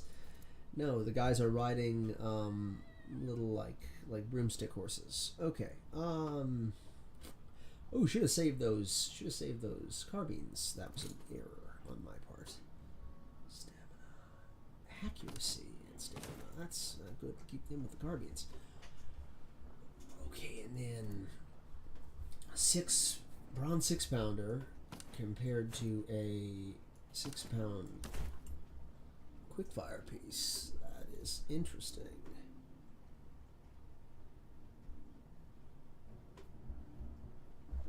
All right. Well, so what king would do something instead of a single gold plated candle lying around? That's right. That's right. Well, we are in Saxony, so it will allow you to draw your own conclusion there, perhaps. We are in the land of people who are tossing foxes up onto in the air from blankets. So I doubt this. I'm offending all the Saxon listeners in the stream here. Oh wow. Okay. Charge into battle. Face a tough enemy field army. I'm good. Abandon our surrounded allies. Clearly, that's what we want to do. Bombard the enemy with precision fire. Well, I mean, clearly this is the right call, I guess. Yeah. Huh. Let's do it. Oh, no way. I got an achievement. Have 12 different regiment types. Okay. Oh, I got Grenadier Grenadiers. What do you know? Well, isn't that just great? Okay, let's go up to... Is that Torgau up there? Yeah, it should be. Okay, here we go. Here we go. Here we go. Here we go. I really like Torgau. Oh, no. I don't like it anymore. I spent a lot of time driving from Berlin to Dresden when I was getting my PhD, and Torgau was kind of always on the way, it seemed like, and so I would stop and visit the battlefield and have a nice afternoon kind of walking around battlefielding as I was driving back and forth. Okay, here we go. This is the last battle I'm playing, and then I'm going to get off the computer and grade these essays.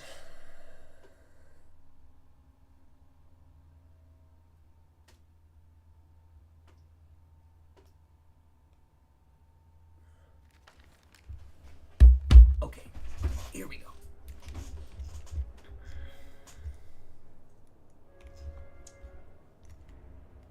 Man, gotta be up there. That seems like a good spot for us.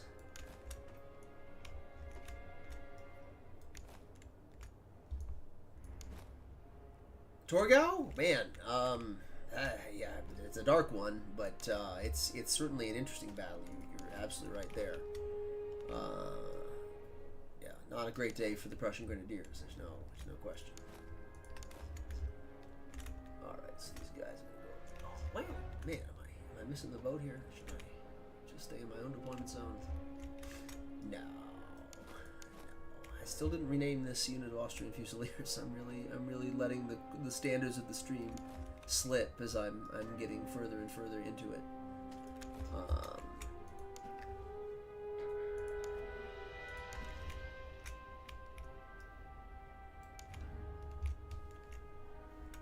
know what? Why don't we just put the infantry as close as we possibly can here? Although this is going to, yeah, there we go.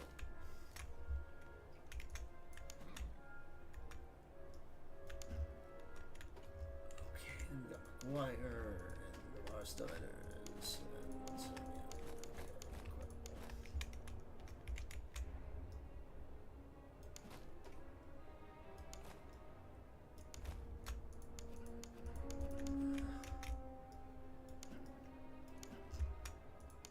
Alright, well, I'm excited to see this supply train get sniped from halfway across the battlefield and run away again.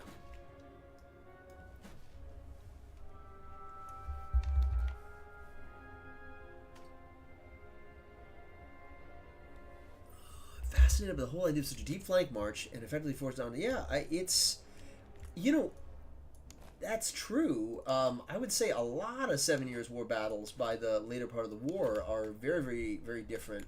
If you look at what happens at Berkersdorf or Reichenbach or Freiburg, obviously, everybody's really adopting this strategy of kind of coming at the enemy from multiple directions at once, which is interesting anyway. And I mean, there are comments about that going as far back as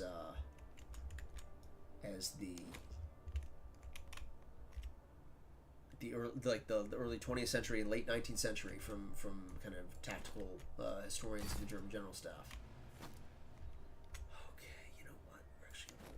These guys and walk them over here.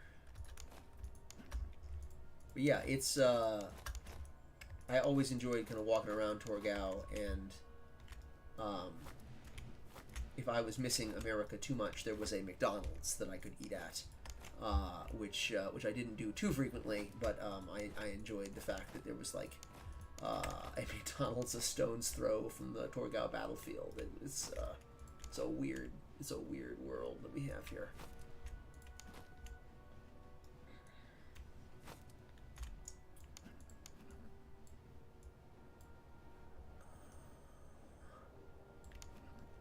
Alright, so we're gonna stretch these guys out, maybe.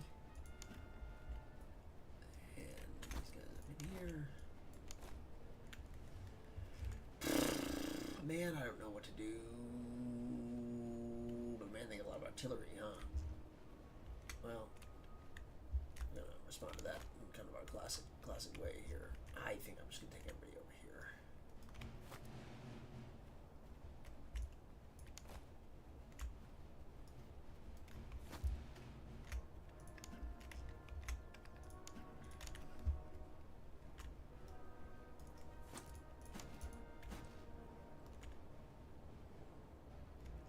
It's interesting though. It's gonna be much closer fight than the others have been.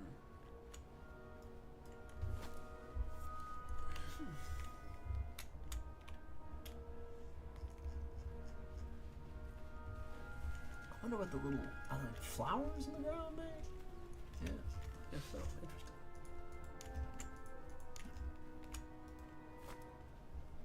Oh yeah, can't. You are so. Oh man, we're drifting again. Incredible.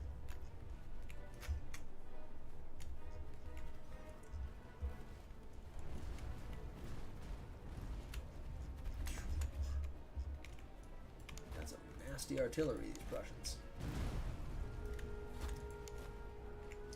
What do you think, Christoph? Is round shot still too dangerous in the game, or is it been nerfed to where it's about right?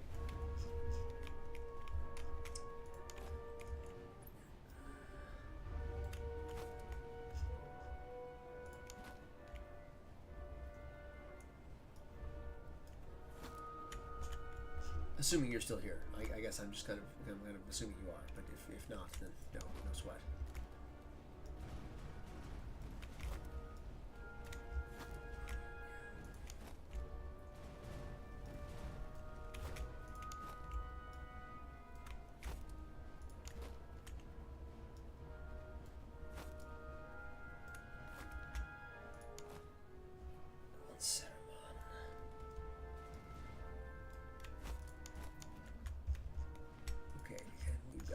dossier there.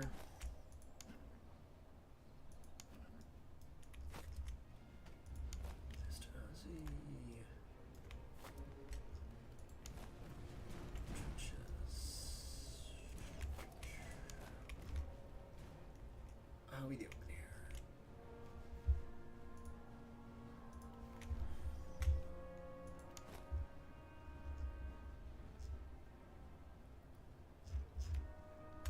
Whew, man, they really been lighting us up here. Mm.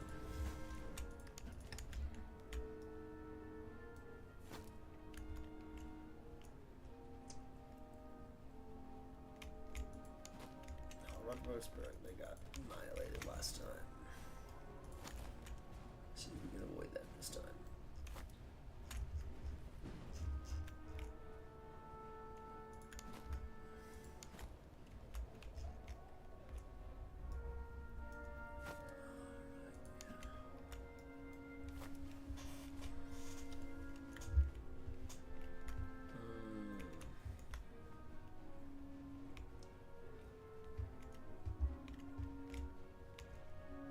Fascinating.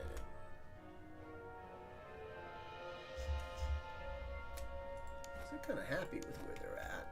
So we're going to come up here and see if we can annoy them a little bit.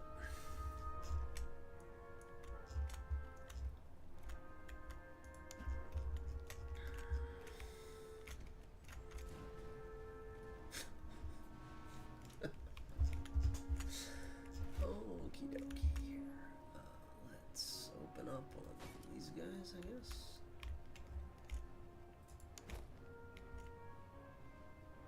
Yeah, okay, good. That was all that was needed to get it in motion.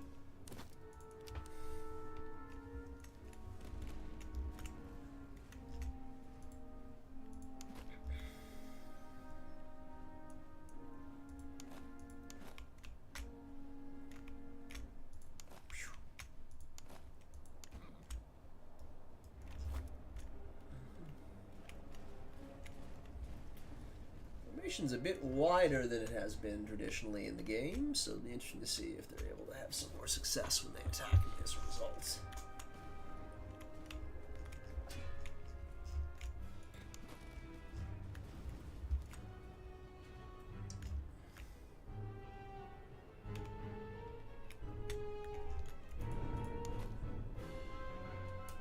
Oh, thanks, Gary. Good to see you. Hope you have a great day, and catch you later on.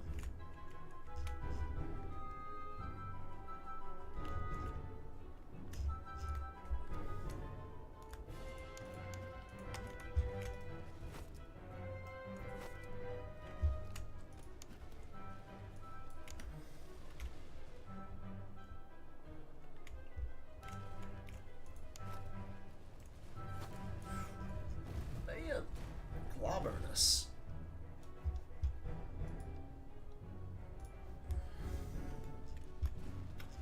A lot of cavalry, don't they?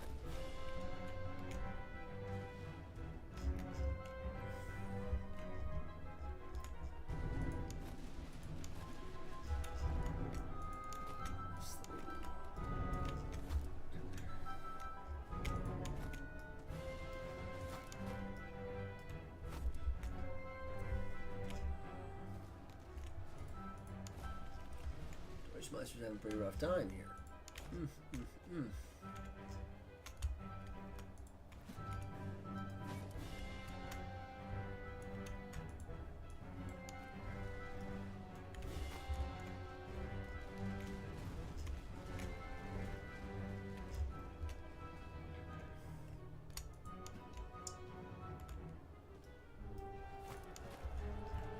Okay. Man, you always wonder who's gonna retreat. Looks like me.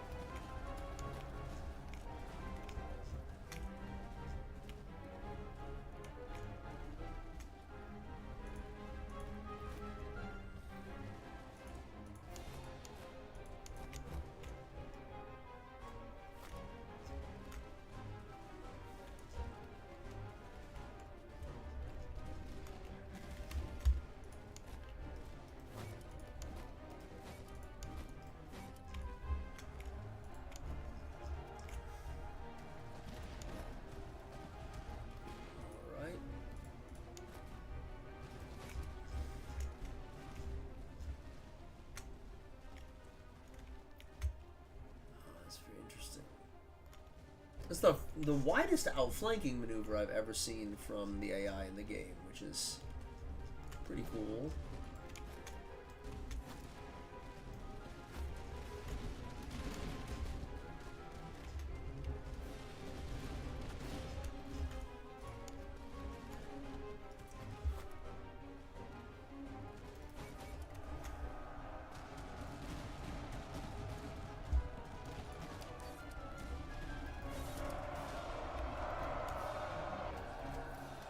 See if those gold carbines help me or not.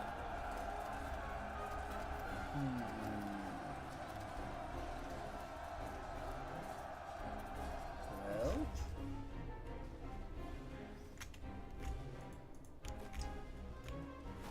man, they are really going for it here.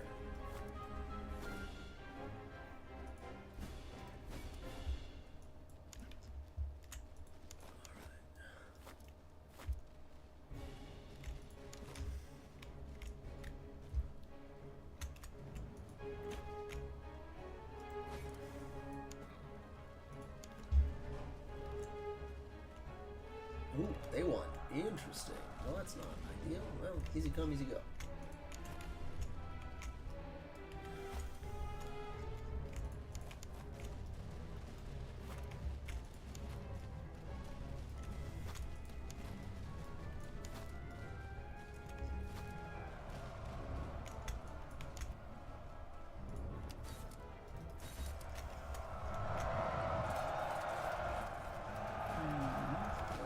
Up there, and now to the next one.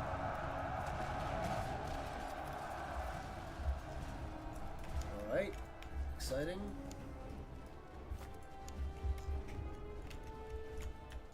We'll be able to do it twice. I guess we'll see.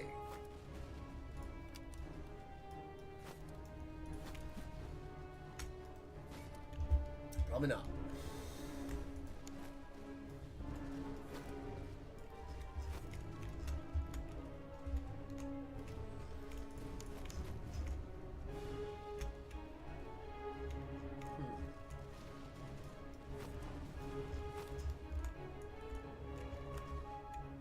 Glad that our Croats are here to. Yeah, absolutely. I mean, I think by the time of the 7 Years' War, you do see them used more commonly in the War of Posts than on the battlefield. But there are cavalry who are engaging with pistols, with carbines. In fact, I want to say one of the major questions that comes out of the Battle of Soor in 1745, which I know is not in the 7 Years' War, but it's in the War of Austrian Succession, is that the Austrian cavalry stop and they fire with their carbines, and the Prussian cavalry charges. So that's kind of a controversial decision and controversial moment. I feel like my answer is going to get stomped here. Oh, maybe not. Okay, well. There you go. Funny old world, isn't it? Ooh, somebody's having a bad day here. No, not me. Yeah.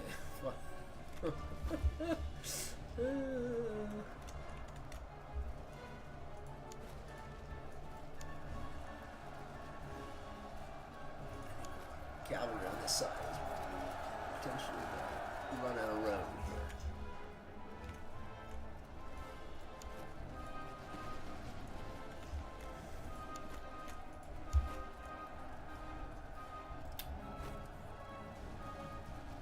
Yeah, I am, thinking. There go one, there go two.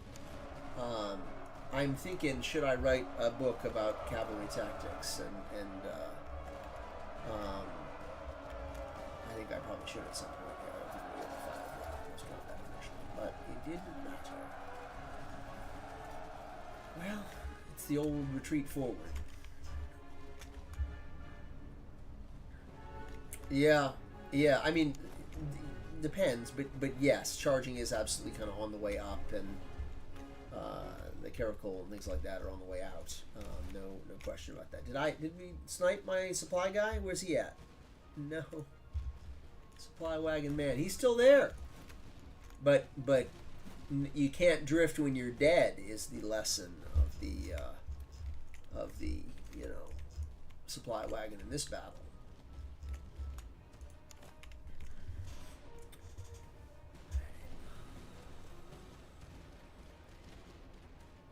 Yeah, I think Dan to some extent it's all about like evaluating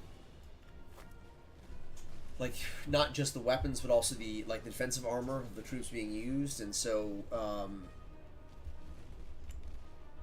you've got pistoliers seem like they're almost a great weapon against heavily armored men, and then as armor starts to go away, shock becomes much more vital.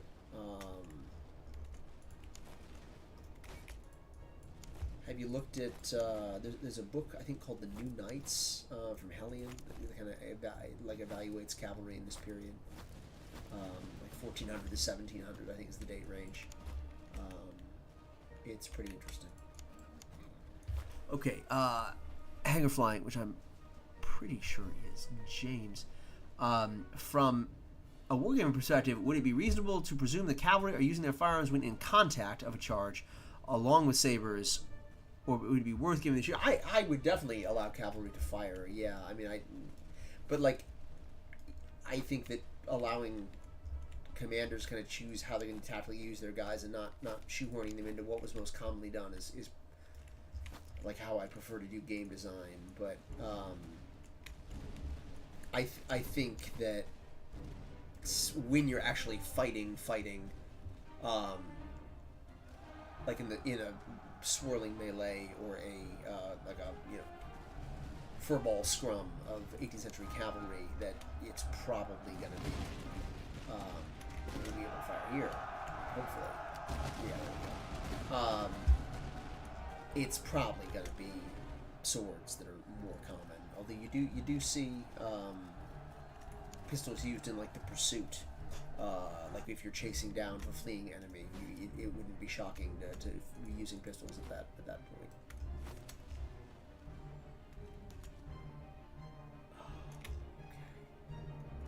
Once again, I feel like we won, but we took some pretty heavy losses in the course of that win.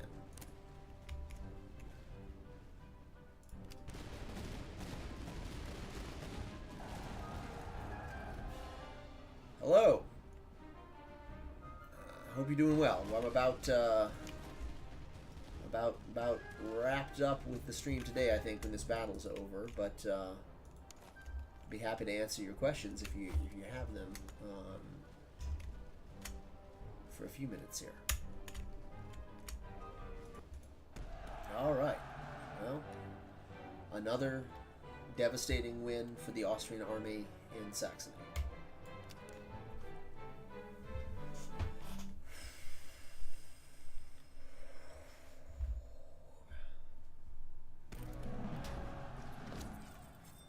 But at least we made a lot of money. The Battle of Torgau. Well, we won in this playthrough. Once again, I feel like I gotta go with reservists just to make up the losses that I suffered. Maybe someone... I miss having people on the stream who like really know how to play the game well. That was a boon in the first couple of streams that I did. Oh, we lost Von Rasp. Another officer bites the dust. You hate to see that. Alright, so yeah, good. Good, I need to buy more ammo. So we'll go up to Torgau and buy some more ammo here. And some reservists and some more food. Yeah, incredible. We still have a lot of money left. Okay, so, man, that is handy. That's the only thing we can afford to sell there.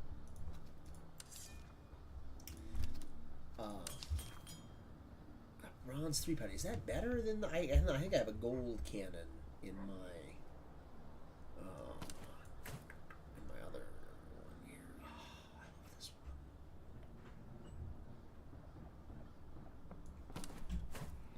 one.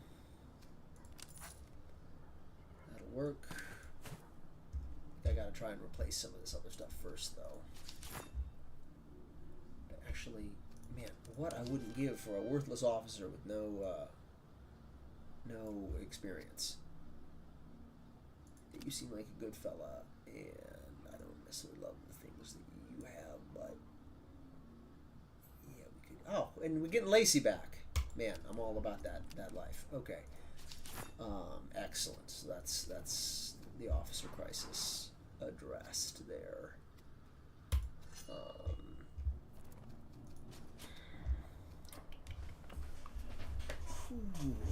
Okay. All right, folks. I think I'm gonna save it there, and we'll come back maybe at some point this weekend. I've got to record a couple podcasts, but maybe at some point this weekend I might do this again. Hope you all enjoyed the stream, and I look forward to seeing you all.